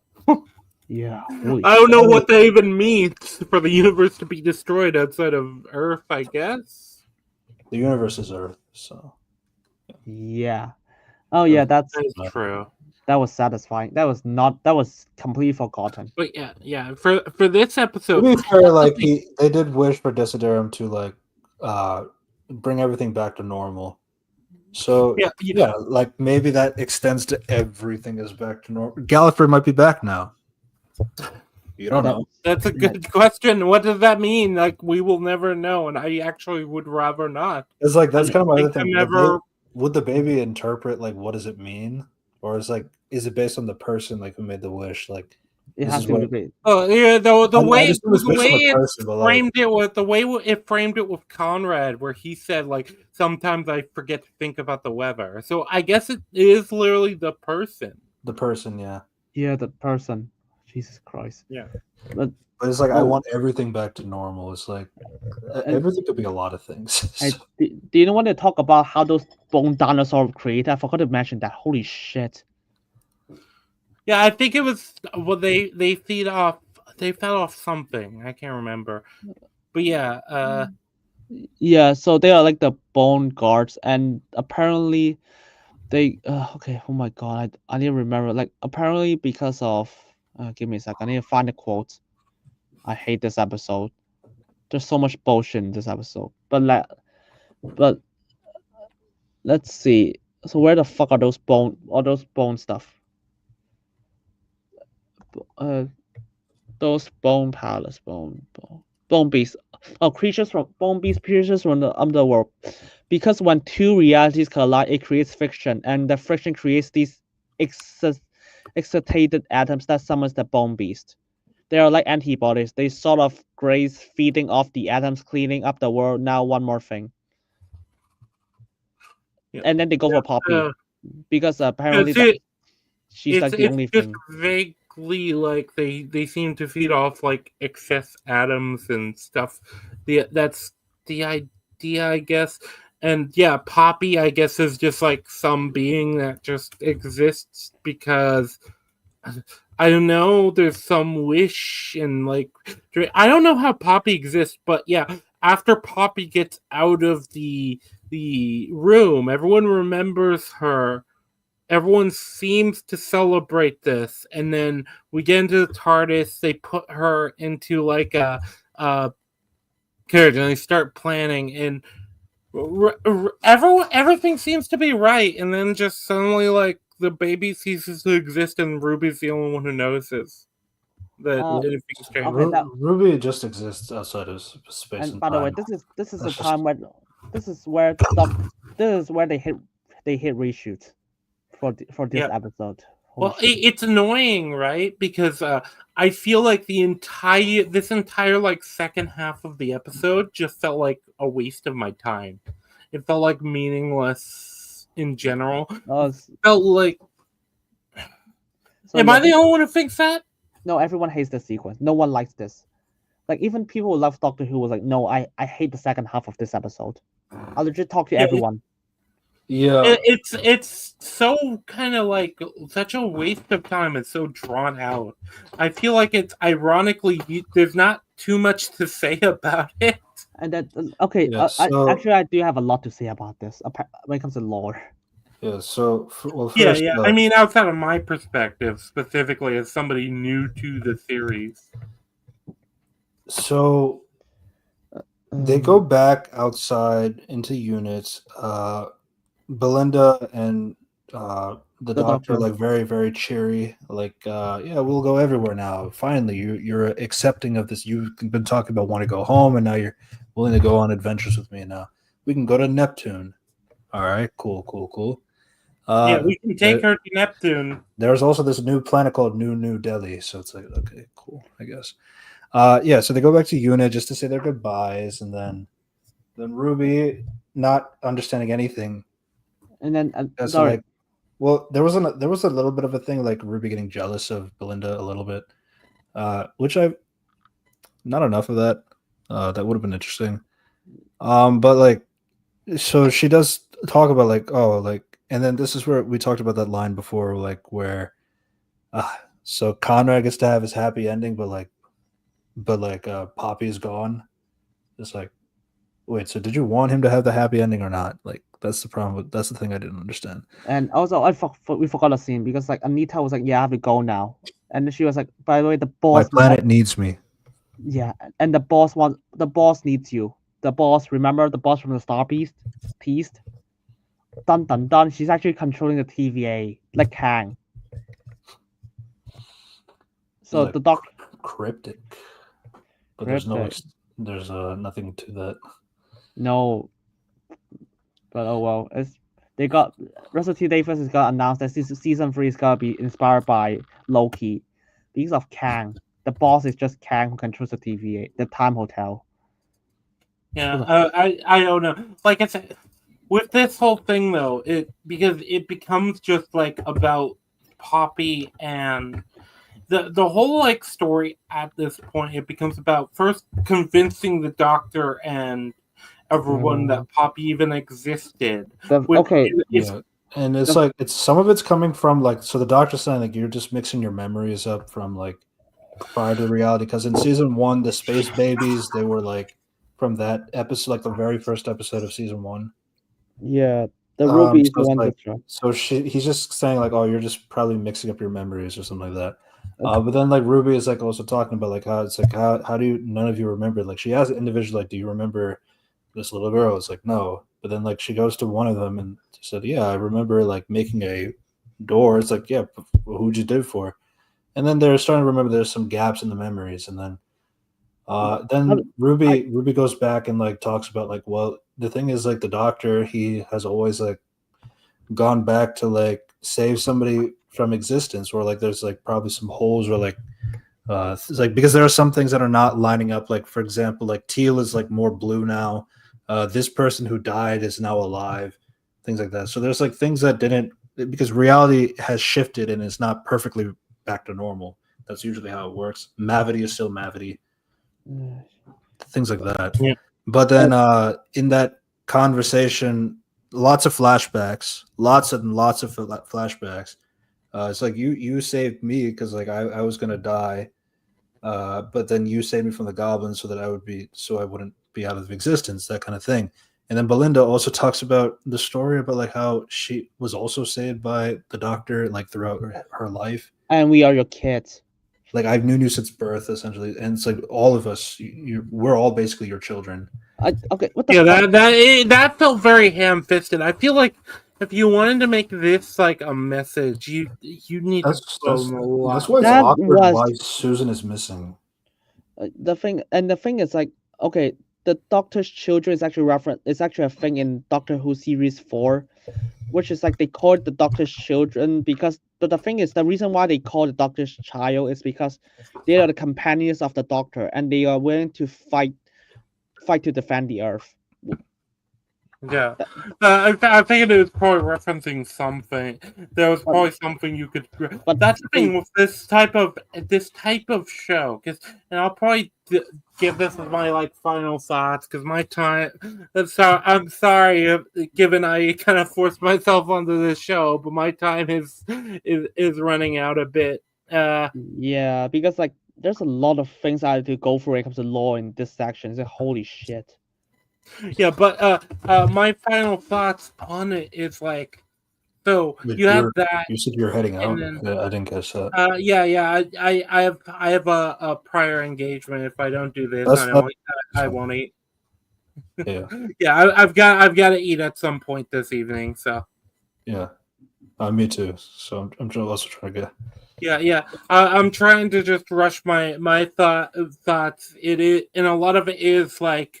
That's the thing. A lot of it is like the Doctor. We get this, and the Doctor resolves themselves, and then they alter reality. And just I hate the decision the Doctor makes. Like this idea of like I'm going to risk all of reality for one life that never even actually existed. Like I'm sorry, no, that you can't sell that as like a selfless choice. That is entirely an entirely selfless choice.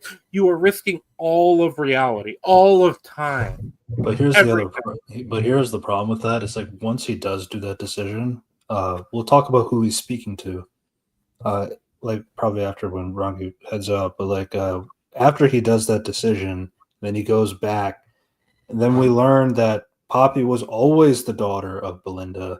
And it's like, don't you remember in all these previous scenes? It's like I kept saying I wanted to go back the other home thing I hate. because I had to go and see Poppy. It's like, and then they do all of these scenes again, but this time saying like, I need to go back in time, go back to May 24th. I gotta go take care of Poppy. I despise this idea of retconning the entire season we watched. It feels like it's just you saying, fuck you for spending so much time watching this. Fuck you for watching every episode. Now we're changing the history of all of that to just not even for a like, look, retcons happen for long-running shows, but this is a retcon that was intended to always be a retcon. That is only just to. I feel like it's just to annoy the audience. It's just to annoy everyone and waste everyone's time. There's no point to this. You also seeing like. I literally go on every transcript and type the word Poppy, and none of them show up. Because that's how it was like. You literally just because like she always said parent. My parents, like that's specifically what she talks about. Yeah. But no, everything is recontextualized. No, you see, like what I said prior is like I need to go back in time because my parents usually take care of my daughter when I'm taking my night shifts. I need to be back in the morning because I have to go take care of my daughter while my parents go off to work.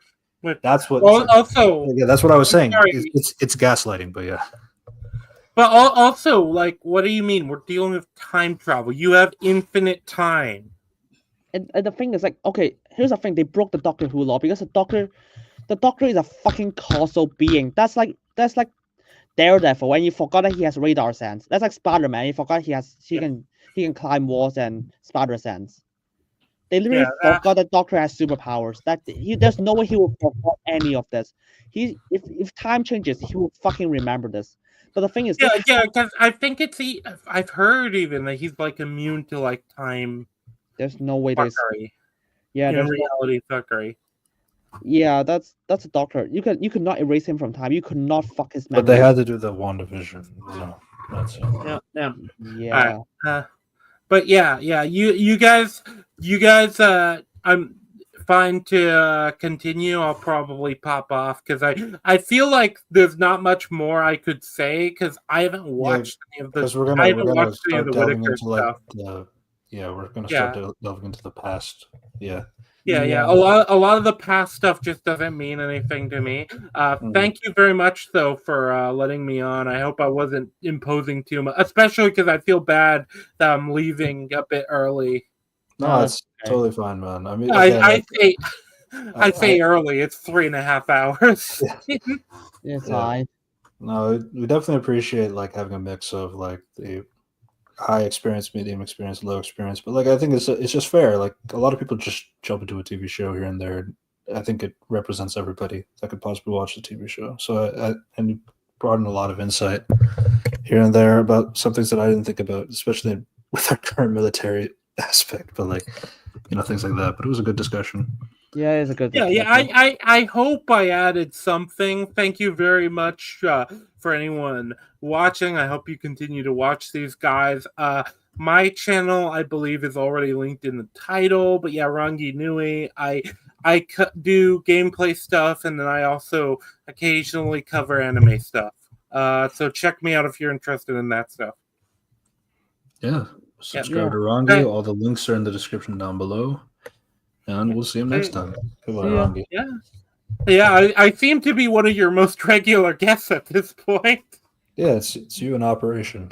Yeah, basically. Yeah, it's me and Bagel. But thank you very much for giving me this time. I needed the therapy after having been forced by Unity to watch this show.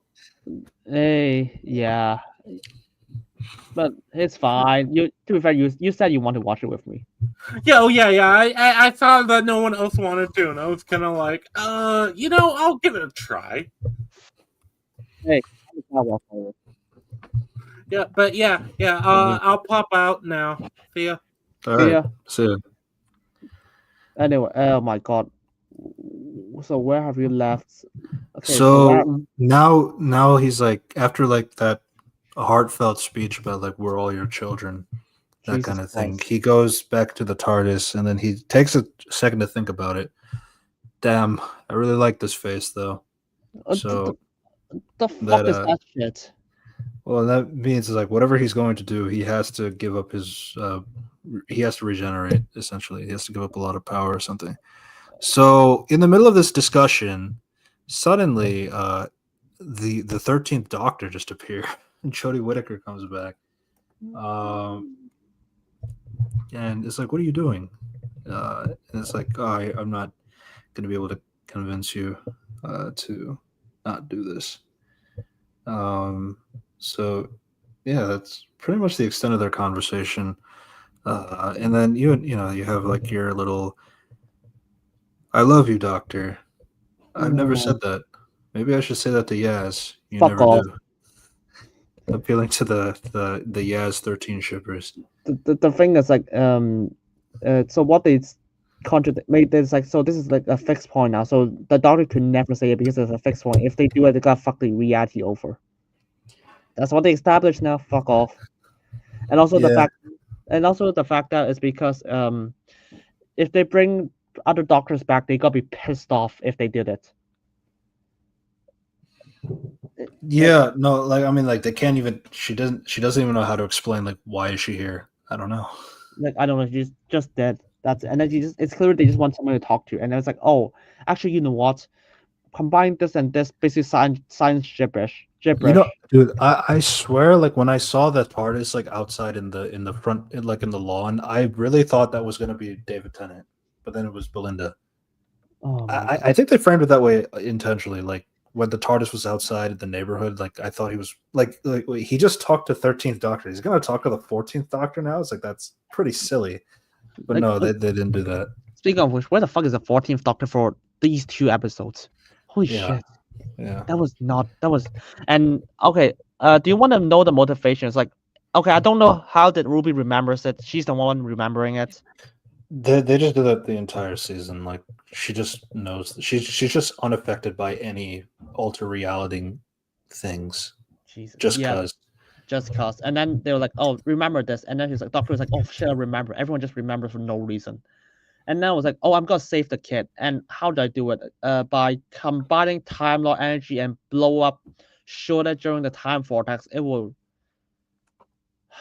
destroy a multiverse to save a kid that they do not know is it real or not. Like in the Doctor's own logic, it's like it might not even be real. The real because it's always like questionable is Poppy real or not. I mean the episode will try to convince that she's real, but like based on what we know, it could just be imaginary. There's like also the other thing too with that is that well, they seen the space baby Poppy before and she was in the future, so it's like, and that's why like when he was trying to tell Ruby that like no, there's like Poppy's not real. I mean she's from the future, like that's where she's from. But then no, it's like apparently she was Belinda's daughter the entire time. Oh, it's like you wanted to see you wanted to go back home because you wanted to get to your daughter. That's what it was. No, she said she wanted to see her parents the entire time. Don't do that. Just so you know, I actually go through all the transcript just right after this episode is done. No. I mean, you could very much tell that all of them are edited just to include Poppy in them. Yeah. And I could literally just like, hey, transcript. I just find the word Poppy. None of them exist. So it's like you also got like the 13th Doctor saying like, I don't really like the TARDIS design. Why would you? It's already big on the inside. Why would you want it to be big in the inside as well? It's like, yeah, that's a fair point. I mean, you're shitting on your own design, Russell, but like it is what it is, I guess. Yeah, and oh wow, and then they're like, so yeah, the motivation for the Doctor is like, I'm gonna destroy the multiverse to save a kid that I might not even know exists. Hey, which it's movie like, does that? Man, you shouldn't do that, but like I know I can't convince you. Damn, it's tough. Genius. And then this is, I was like, what the fuck are you? Do you know which MCU movie does that? I was like, I want this kid, so I'm gonna destroy the multiverse. Get it? I want this imaginary kid, maybe. So I'm gonna destroy the multiverse to do it. Holy shit. Yeah, so the thing is, like, so the Doctor's using the power of his next regeneration to shift reality. So he shifted the reality so that Belinda's daughter is Poppy. So it's like, so he basically just blow up the fucking multiverse to do that. So, like, what else did he change just to do that? We have no idea. No, what else? Like, I mean, the first thing is that's fucking character assassination. That's literally what won that the multiverse of madness. And at the very least, that movie thinks that that's a bad thing. This episode decided this is a good thing. Yeah, here's my thing: is like when I really like. Honestly, I felt like this episode. Honestly, like this season, I felt like QT Gatwa. I think he was really doing well. I really liked his like. I liked, well, barring the timeless Time Lords can't have children kind of thing. So I don't know if that's like lore accurate or not. So I'm told it's not now. But like I like that conversation he had with Poppy about like how, you know, I can't have children, but like if I ever had a daughter, it should be just like you. I just thought he did a really good job. And honestly, like when it got to his like leaving, going back into the TARDIS, for one last word, because like, you know, in New Who, like the Doctors get to have these last final speeches before regenerating, whereas like in the old Who, they just changed. Yeah, but yeah, that's just a thing now. But yeah, that was I thought he did well. And it's like honestly, I did wish there was more of him. I don't think a lot of it was fair for him during this 2-season run. But yeah, it's weird because it's hard for me to say, because I was like, when the 13th Doctor, then Jodie Whittaker appeared on screen, I was like, oh my gosh, she's doing a better job somehow. Yeah, I mean, like for me, it's like I got to meet Jodie Whittaker, so I kind of have a little bit of a bias, and she's very, very nice. So I did enjoy seeing her, but like, did it make sense? No. Yeah, no. And then like when she ran off, she didn't run out of like the door. She just like ran, and then she like disappeared, like faded away. So it's like, how'd she come in? Don't know. How'd she leave? Don't know. So it was really funny. And then by the way, the first thing the Doctor said, it's like, okay, let's say best male, but don't tell the others. So basically, what it's like, oh, the 15th Doctor is the best one. Fuck's sake.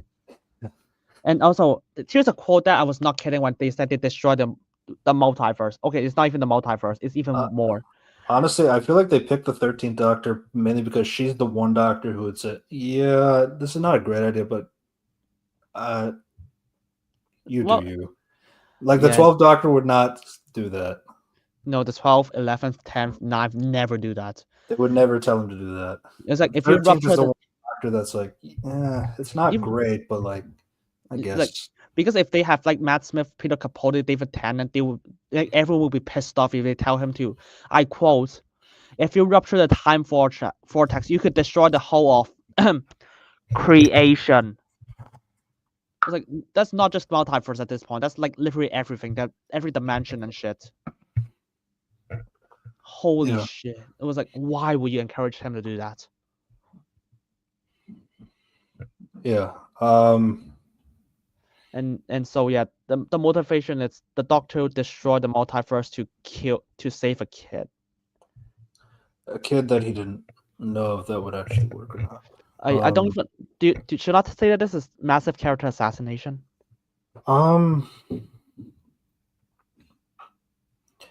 There's just too many holes like in this like thing, like that it works out very squeaky clean. It's just kind of bizarre. I mean, I can't imagine like the next Doctor, who we're gonna talk about in a second, is like, there's gotta be like long-lasting consequences. Like, okay, you make a decision that has consequences. Okay, then maybe the next Doctor can deal with it. But at the same time, it's I don't think Russell thinks there's any consequences to this action. I don't think so because like this, it's clear he thinks this is a good thing because how upbeat it's like, oh my god, the kid is back. I destroyed the multiverse. Like, okay, one, you murdered, the character assassinated the Doctor like to a degree that not any, no, like I'm being serious right here. Fucking Chris Chibnall could not even done that. How the fuck do you even did it worse than Chris Chibnall when it comes to assassinating the Doctor's character? Yeah, I mean, like this one decision is like, yeah, this was worse than Timeless Child. Like, at least Timeless Child had like ideas that makes a story that's like something. Yeah. But like this is like they really want this Deus Ex Machina, but like to the, Russell T Davis is known for the Deus Ex Machina here and there, but like not to this degree. Not to this degree, bro. I was like, and the fact that it was like the fact that Multiverse of Madness did it better, and that was fucking insane. Like, yeah. And I'm not gonna mention that the regeneration energy is not this powerful. You cannot destroy the creation just by launching it in the time vortex. Yeah. What's also kind of funny is like not only did he give Poppy to Belinda using that, he also gave her like a husband that we don't even see throughout. Oh, like he just Ricardo something. He just exists to be the dad, and that's like, it. Wait, you can't just hire some extras to do that. Yeah, no. Jeez. I was like, hey, he's also in the previous episode's take. I was like, yeah, cool. I can't search his name. You fuck. Yeah, because he was obviously like the doctor was hoping that he might have been the dad, but he's not. That kind of thing. Like he doesn't say that. It's on his face though. But yeah. And also, that's the logic, and I literally have no idea. Okay, if you want to kill off the Doctor, which I assume that's what the intention. Why do you even need 30 minutes of this? Just have him like got caught in explosion by the, I don't know, the Vindicator, like the thing exploded and it blow him up as well. That's all you need to do, if you want him to regenerate. Yeah, no, they really wanted this doing, because like they've really emphasized on the orphan part, because you have, the baby is an orphan just like me and me and me and all that stuff. Yeah, I get it. We have a bunch of orphans in the show. With Ruby, the Doctor, and then the god baby that can make wishes, and they give her to Carla as well. But yeah, so you have this, and then you have him bringing back Poppy to be there, and then he goes back to the TARDIS, back into space, and then he has a conversation with Joy to the world. By the way, Ruby is not seen after this point for some reason. I think it's kind of fair because like they, after like leaving the baby off with Carla, they just kind of like leave it there for this, and then he goes to Belinda. Well, then he goes back in time. The thing is like I'm gonna explain some of the lore of Doctor Who first. Oh, we also missed the fact that like Mrs. Flood, like when they realized that Mrs. Flood was the Ronnie, because like, wait, she was my neighbor. No, she was my neighbor. I had to watch both of you, and you both suck. That was it was kind of funny, but it's kind of funny. Because in the Doctor Who lore, you can actually hold regeneration. Doctor can hold regeneration, and every time before he regenerates, he always sees all his past companions first. But like but like because some people die, but like for this phase, he will absolutely go back to Ruby first before he does anything. Yeah. I was like, okay, that was insane because not even Chris Chibnall got that right. Yeah, and I'm still like kind of like on the holding a regeneration for the sake of the last minute speeches stuff, but like that's just something new Who has done, so it's like you can't really get around that. Yeah, and it's weird because the Doctor can hold it for a really long time. You have no idea. And then the other thing is like during the Ronnie has always been like Mr. Flood was like, oh, I'm gonna be the one who destroy the Doctor. Dun dun dun. I was like, oh, she's never important. I was like, what the fuck is the point of her? Right, Mrs. Flood to the Ronnie. Then the Ronnie gets introduced for 3 episodes and dies. Genius. Yeah, you could not convince me that the Ronnie is actually planned as Mr. Flood. They just want a creepy woman. That's all. I think that's all they plan to. Yeah. Yeah, he's back in the TARDIS. And then he has his last speech about he's gonna miss his face and all that stuff. He goes back to the star, Joy. Oh my God. Joy to the world, that episode. Yay. That's the Joy to the world. Oh yay. I'm so happy that he decided to go to the star instead of Ruby. Because he says like he doesn't want to regenerate alone, and that was his reasoning, is to go to the star and regenerate there. So he explodes his gold plisms. Yeah, apparently not wanting to regenerate alone means that you could not just go back to Ruby. No, that's exactly the opposite you should be doing. That's exactly what you should be doing, you fuck. Jesus Christ. So I'm gonna be honest here. Why the fuck is the regeneration energy shooting light years? Like fucking light years. Holy shit, it's not that powerful. They've upped the amount of like how much like the like turning like the regeneration into like a spectacle, like an elaborate kind of like, oh my god, it's so amazing to die. And it's like, and then I just remember like I think it was like the 5th to 6th Doctor, or like the 6th to 7th Doctor, like one of them just falls 50 feet from the sky off a crane and then falls to the ground, and then the camera pans over and he's the next Doctor. Like it used to be that simple.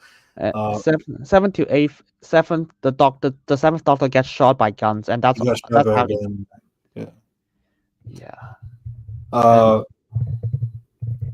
yeah, but I think that was like when they started to do like the light up, the flashy lights kind of a thing. But yeah, it's just really funny. So like with 15, like putting up like all appendages of his body's like like with that kind of light, it's a lot. But you see, they had to cover up his face so that you can have the white woman coming out of it, which is not just any white woman. It's Rose Tyler, Billy Piper.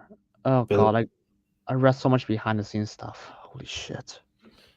Yeah, I mean that's the end of the episode. But like, let's how do you feel? This is easily the worst thing I've seen this year.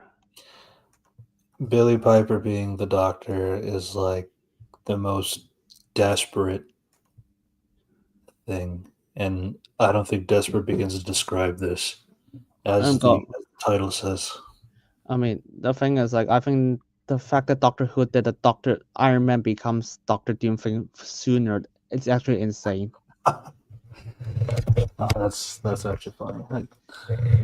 That was pretty clever. Yeah. By the way, I read the leaks. Where are the leaks again? Let me pull out the leaks. Only a few details are wrong, but like even the details are wrong. There's like they are mostly correct in most of the wording. Leaks. I'm finding the leaks. Oh god.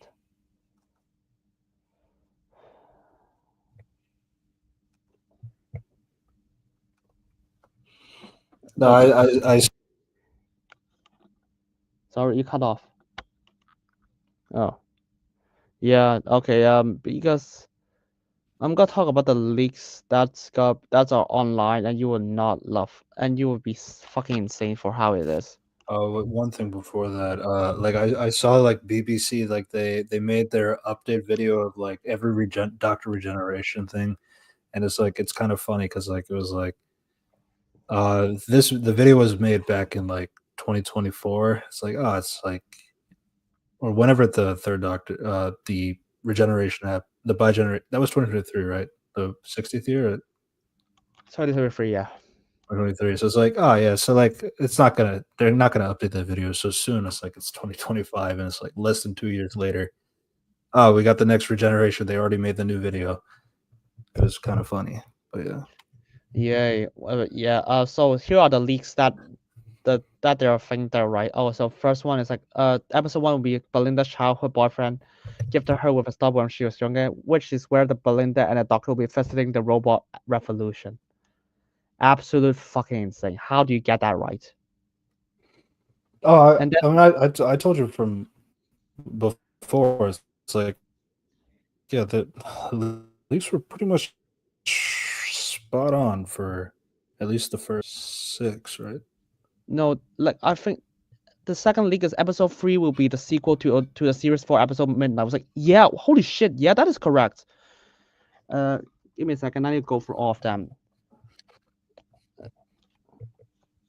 And then the other thing that's got leaked is oh god, I need to find where the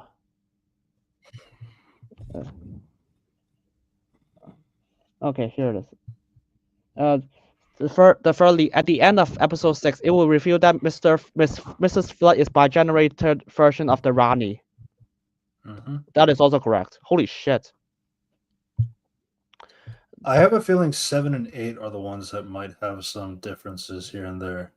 Yeah, the 4 is like the original version of the Rangi will be played by a younger Asian actress who will appear riding on horseback at the start of episode 7.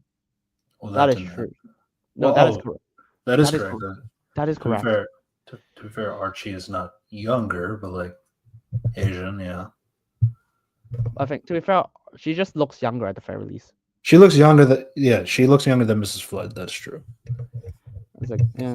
And then the 5th one, versus Flood will mention Omega in some capacity. Whether he appears is certainly unknown. That is true. Holy shit! Yep, and he did appear.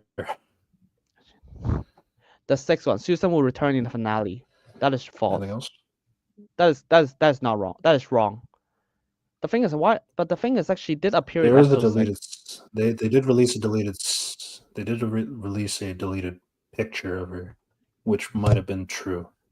Yeah, it was like, why is that cut? I have no idea. That's build up.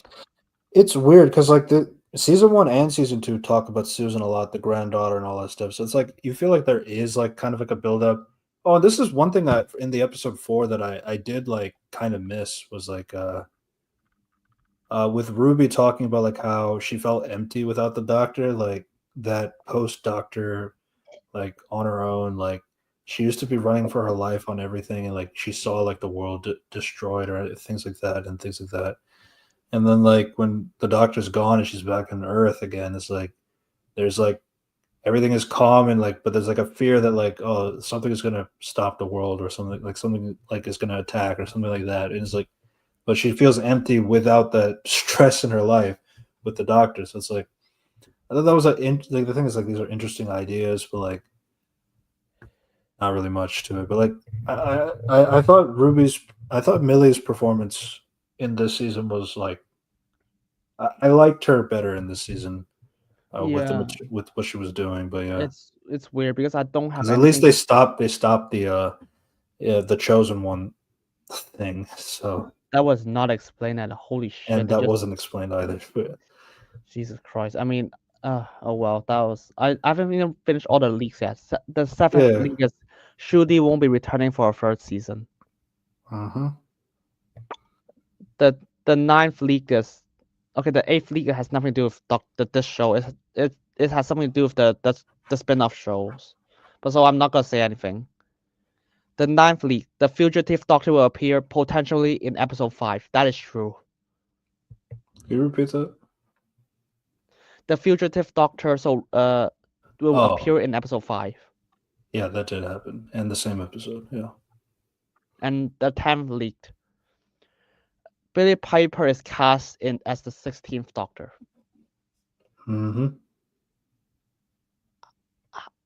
Oh my god. How do you get all of them right? Yeah, somebody must have been pissed. Leak it onto 4chan or Reddit, and it's like, yeah. You know what? And the thing is, like the Doctor, the thing is like the Billy Piper one is actually even like more true because like we actually see it. Because there's actually a lengthy statement like Billy Piper did not audition. It's made last minute. It makes sense. I mean, to be fair, it makes sense why she was an audition. Like, why would you need to audition her? Yeah, it's so weird. And then there's like apparently, and the thing that like this and the scene of her appearing is like filmed in some other green screen, so that's why it's close up. Yep. I'm not even sure what's happening. Yeah, I mean, this was always kind of like this is a what if that I know I had. I'm sure it probably exists. Like, what if the Doctor took the face of a companion? And like, but the thing is, like, what I've always suggested for that is like, what if it was this, but like, it was always a what if, so not canon.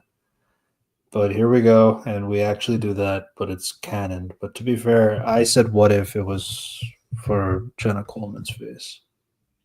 Yeah. So there's that. I mean, the thing is like if they do this in like a previous episode, like 10 seasons ago, people would not be like, oh, this is stupid. They would like, oh, okay, this is risky, but I can't. But they might make it work. It's like now at this point, it's like no, there's no way you can make it work. Honestly, I think the other thing too is like it's the first companion of the New Who, so it's like Rose is just too identifiable. I don't know if they could get away but to be fair, like if it was like Martha, for example, I think she'll get backlash as well for different reasons. But like I don't know, but like if you had like a different but even then it's like there's too many companions that are like if you did like Karen Gillan or something like that, like it's still too much, I feel. Yeah. But yeah. I think the funnier thing is like what am I supposed to do with this? Like okay, it's like there's no way that Russell has planned out what the next phase with Billy is going to be. And no way. Season 3 is like written with Shooty and Ma because like you can tell that everything about this is like it's a reshoot. Like, yeah. Originally, because someone on Twitter pointed that out because like I think the editing is so shit. So like the Doctor should remember that Poppy exists, but he just decided not to tell Belinda so that it will not hurt her feelings. Because yeah, the Doctor has superpowers known as he can remember everything. But nah, they just retconned that. It's like fuck off. I legit was so mad when they decided Doctor should forget about it. Yeah. What else?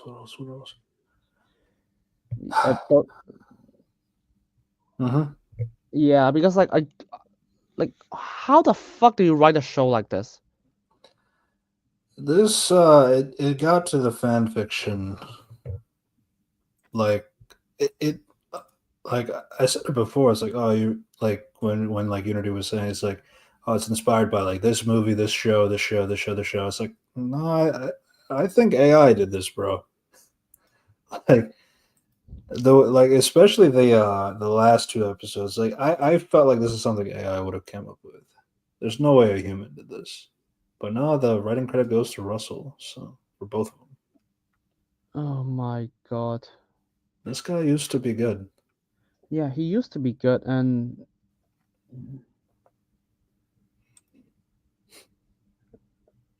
yeah. I mean, actually, to be fair, there's a few things that he got wrong. Like the Ronnie was the boss meat referred to, but I'm gonna be honest, they probably absolutely reshoot that. No, that's definitely a reshoot because like when Anita says like, "Oh, the boss is waiting to see you," it's like, and then like you know the normal thing to do is like follow her because like, oh, the boss wants to see me. Who's the boss? No, it's like that's weird. Yeah. Let me go along my day, I guess. That was very strange. What the holy shit? Apparently, he also predicted Omega will be a CGI claw thing. Okay, that's not completely true. And then he said the Doctor regenerates and it fades to black, and there's a surprising figure. Yeah. I mean, they've already said Billy Piper earlier, so it's like it didn't fade to black, but like that's the green screen speaking. So there's that. Yeah, apparently there's a lot of things happening behind the scenes. Like, okay, I'm gonna be honest here. there's something Shruti and BBC actually happened. I'm not gonna assume anything, but something has to happen behind the scenes. Yeah. I mean, like the thing is, like here's the main thing though. Like without going into that, but like Russell at the beginning of like the season 2 premiere, like prior to it's like, oh, have you guys talked about a season 3? And it's like, well, no. And it's like, why would you say that at the red carpet? Like at least lie. No, like, but like, I remember like people talking about it, like the way he was speaking about like season 3. It was like very suspicious. Like, oh shit, he's not going to last this season, is he? And yeah, sure enough, he didn't last the season. Yeah, he did not last the season. It's and also the funny thing, it's like because in the credits, like it said introduce, and most of the time when they regenerate, it's like it will be like and introducing Matt Smith as his doctor, introducing Peter Capaldi as the doctor, but this time it's only said introducing Billy Piper. No, Yeah, not it had QT, and then it had Jody, and then Billy Piper. Nothing. That was interesting. I was like looking for that. It's like you did as the doctor, as nothing. It's like, and now I just want to ask, because like what is Belinda's point in this series? Yeah, I know like a lot of people, again, like I know like we haven't been the biggest fans of her at all, but like I know like there have been fans of Belinda, and even the fans of Belinda have been upset about like especially episodes 6 through 8. 6 through 8. Like she's just kind of like Nothing. there. She's just there, and now it's like, oh, now she's a mom. like, oh, she's apparently caring of kids. Oh no, okay, she cares about kids, but like, but the doctor just gave her a kid, and it was like, yeah, hold this. I was like, oh, okay. You're the mom now. Yeah, fuck you. And then the doctor was like, hey, Ruby, do you want this kid? By the way, also take care of this, the God of Wishes. Yeah, he's a normal baby now because I wished him to not have any more powers. Go fuck off. I guess the baby can like get rid of his own powers. I guess. I know. I used the stone to destroy the stones. I used the stone to destroy the stones. Yeah, that was so poorly explained. It's insane. And that it's like, and then after the 2 series, I was like, I think people are right that it was like, yeah, after series 14, no one is trusting Russell T Davies anymore. And then when I watched this series, like no one is trusting him. It's, holy shit, you made it even worse. Yeah.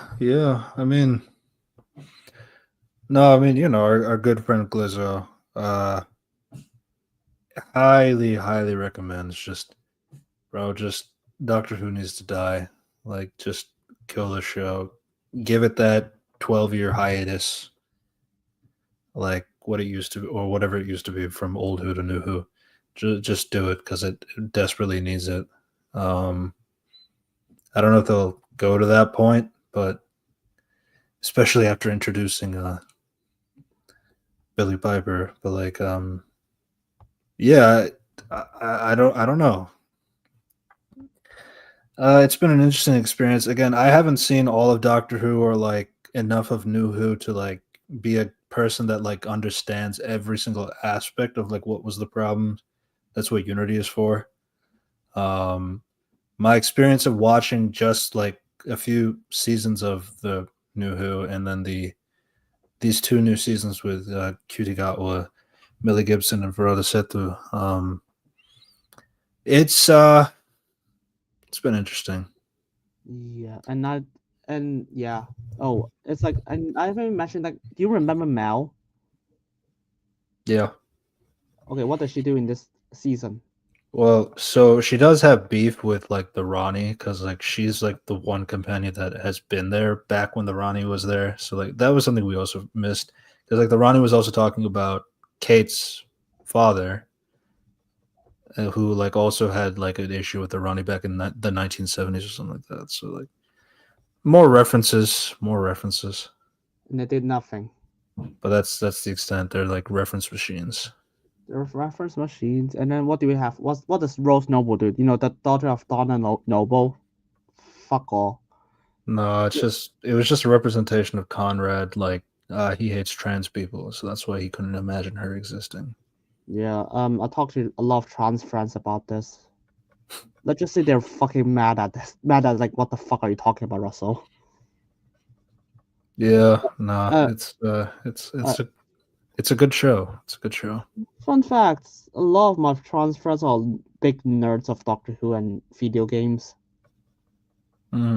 So they're like, "What the fuck?" No, I mean, you know, it's a good show. It's a good show. 10 out of 10, highly recommend. Highly recommend. I need to see some. I like, unless something actually stands out. This is easily the worst thing this year. Yeah. Oh, but I mean, yeah. I had my rant about The Last of Us season 2.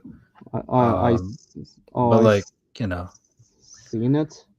It's not like, you know, breaking time and space and multiverse stuff. So there's that. I mean, at the very least, no one was like, "Hey, I'm gonna fucking destroy all of creation just to save a kid." An imaginary kid. Sorry, fuck's sake. Yeah. That was. Oh, I mean, I seen the episode the last episode yesterday. Yeah. I'm gonna be honest, it's so boring. I also seen yeah.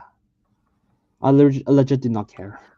We'll probably talk about Mission Impossible next. I don't know. I know. I seen Final Reckoning. Probably not. Oh yeah, we have to talk about Karate Kid. Karate Kid as well. I don't know if we'll have enough time for that stuff. We might have to push them in the mid-season. For real, I think we should push Final Reckoning as well, because I did see it. It's 3 hours. Holy shit. Yeah, it's definitely goes out on a whimper, that franchise. Yeah, I mean, some people disagree. Was like, "No, it's that good." I was like, "Yeah, sure." Keep lying.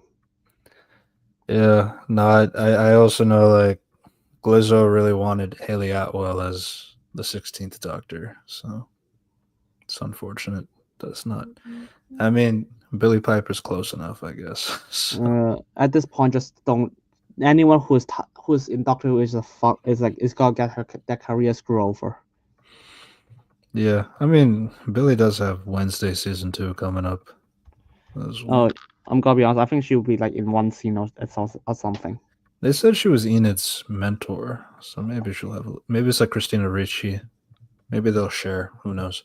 Who knows? I'm not gonna. I don't know. Probably gonna watch this. Like, I watched the teaser. I was like, "Holy shit, this is bad." I'm not sure what to think, but I think it'll be a fun discussion. But yeah, that was our thoughts on Doctor Who, Series 15, Season 2, Volume 2, whatever you want to call it. Yeah, I mean, Doctor Who seems dead to me. I don't know. Like, bless you. I don't know, like, what you can really do after this season, after like what they pulled off. I really felt like QT Gatwa was not given the proper respect that he could have gotten. I thought, like, once he was getting the ball rolling, now it's like his time is done. Yeah, it sucks, but we'll see what this next generation will entail. There's no way Russell has already planned out Billy's season. No, it's probably something even more insane that will never matter. Okay, it has to be something related to the Time Hotel or some shit. No, I think this might be a point where, like, there might be drastic, like, changes going on here and there, because, like, there is, like, I mean, like, the viewership too is like, it's not that high. It's like only 2 million viewers. It only reached a max at like 3 million, 3.05. Like, I think that was like about the max. So like, they didn't really get that many views. I don't think they even get much. Yeah, I don't think there is much. I need to look at the viewership numbers. They haven't released the finale numbers yet, but like, no, it's like 2 million something. No, like, they've had like 3.57, 3.01, 3.24, 2.8, 2.7, 3.75, 2.8. Yeah. Yeah, I don't. Doctor Disney still hasn't renewed it yet. And Joy to the World had like 5.9 million. Oh my god, kill me. I guess it's like a Christmas special. That's probably why. Yeah, that's why that episode introduced the Time Hotel. Yeah. The Time Hotel. By the way, the one thing I forgot to mention is the Time Hotel was like they always know 20 minutes before what you do. Fuck's sake. And That this that thing. This season also had so many flashbacks of previous doctors, like all their faces and all this. It's like they did not do this shit like the earlier seasons of reminding you like, oh, there's like all these doctors in the past. It's like no, but they've made sure to show every single face of a previous doctor in these 2 seasons. And it's like, you know, I understand respecting the past.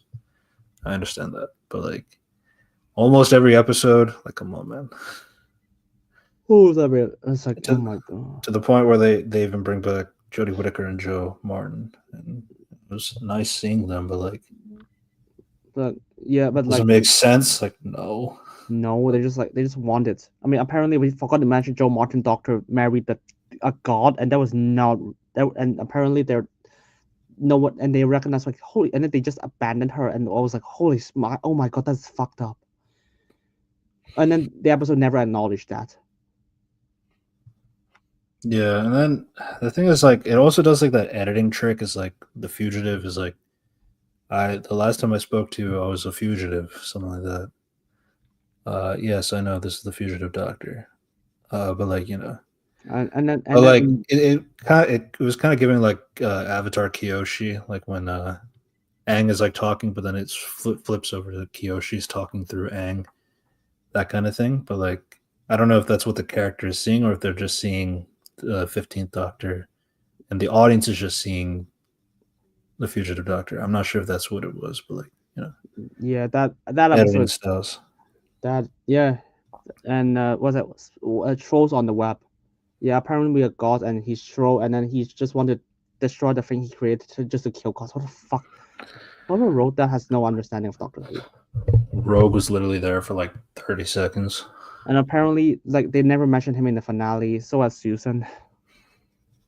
But they did try to get the "I love you" in prior to him leaving, but to that extent, nothing left. The Doctor legit fucking wanted to destroy the creation to save a fake baby and stuff with Rogue for some reason. The guy who literally helped him break free of one deficient illusions. Rogue is stuck in hell. Yeah. I was like, it's like, whoever wrote this has no self-aware of. Okay, it's Russell. It's Russell. He's the writer.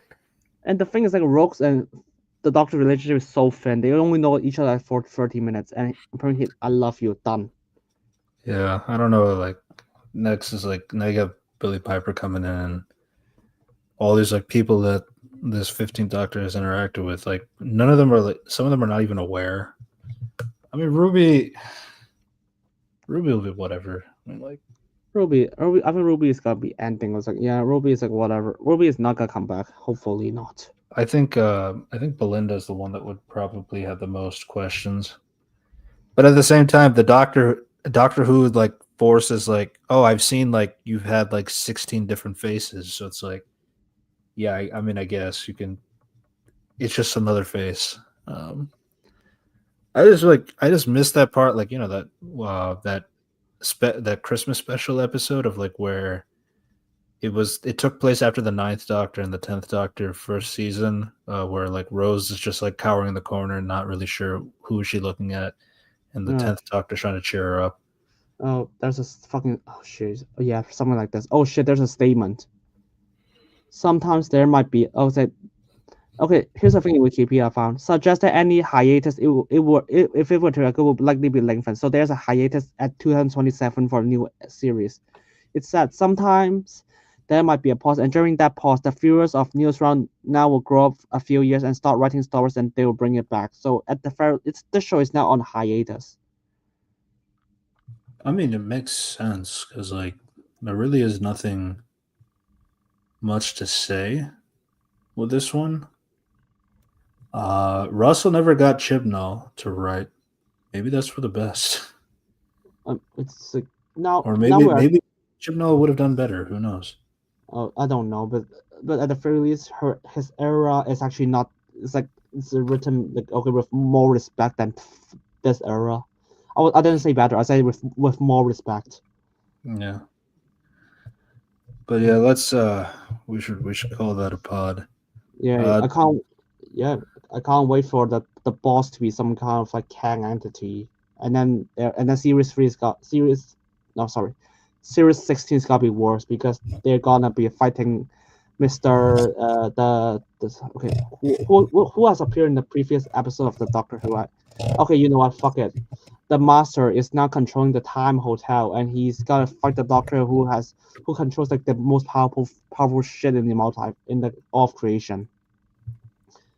And I was like, and I could not wait for that to be even worse, somehow.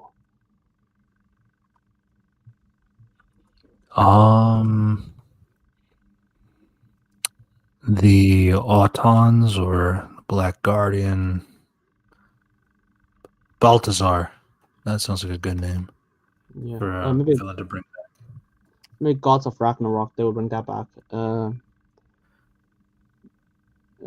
well, that's gotta be a lot of like. Belinda was like, yeah, I can't wait to fight Daleks and Cybermen. Don't do that. I don't know because Russell T Davies is too obsessed with other characters instead. Flexing the knowledge of like villains from the old Who era, something like that. Yeah, and then because my first reaction when I saw Omega or actually Sutek last year, I was like, wait, okay, I immediately just Google them. I was like, who the fuck are you? Yeah, but I'm gonna go through old Who. That was my plan for the summer. I don't know if we'll ever have a discussion on it, but like, no, we'll see. Maybe in a yap sesh. Yeah, that was our thoughts on Doctor Who. But yeah, the best content of Doctor Who this decade is Death Battle. Rick Sanchez versus the Doctor. Death Battle, yeah. Jesus Christ. Death Battle, Doctor Who versus Rick Sanchez. Yeah, check that one out. And subscribe to our channels, Red Devil O's Reviews and Unity Review and Analysis. Subscribe to another Reviews Corp podcast where we archive these podcast videos. All the links are in the description down below. Also subscribe to Rangi Nui, who was one of our guests earlier in the pod. He talks about anime and play games and such like that. So if you're interested in that kind of discussion, check those channels all out in the description down below. And we will see you next time. Goodbye, everybody. Bye. I hate this.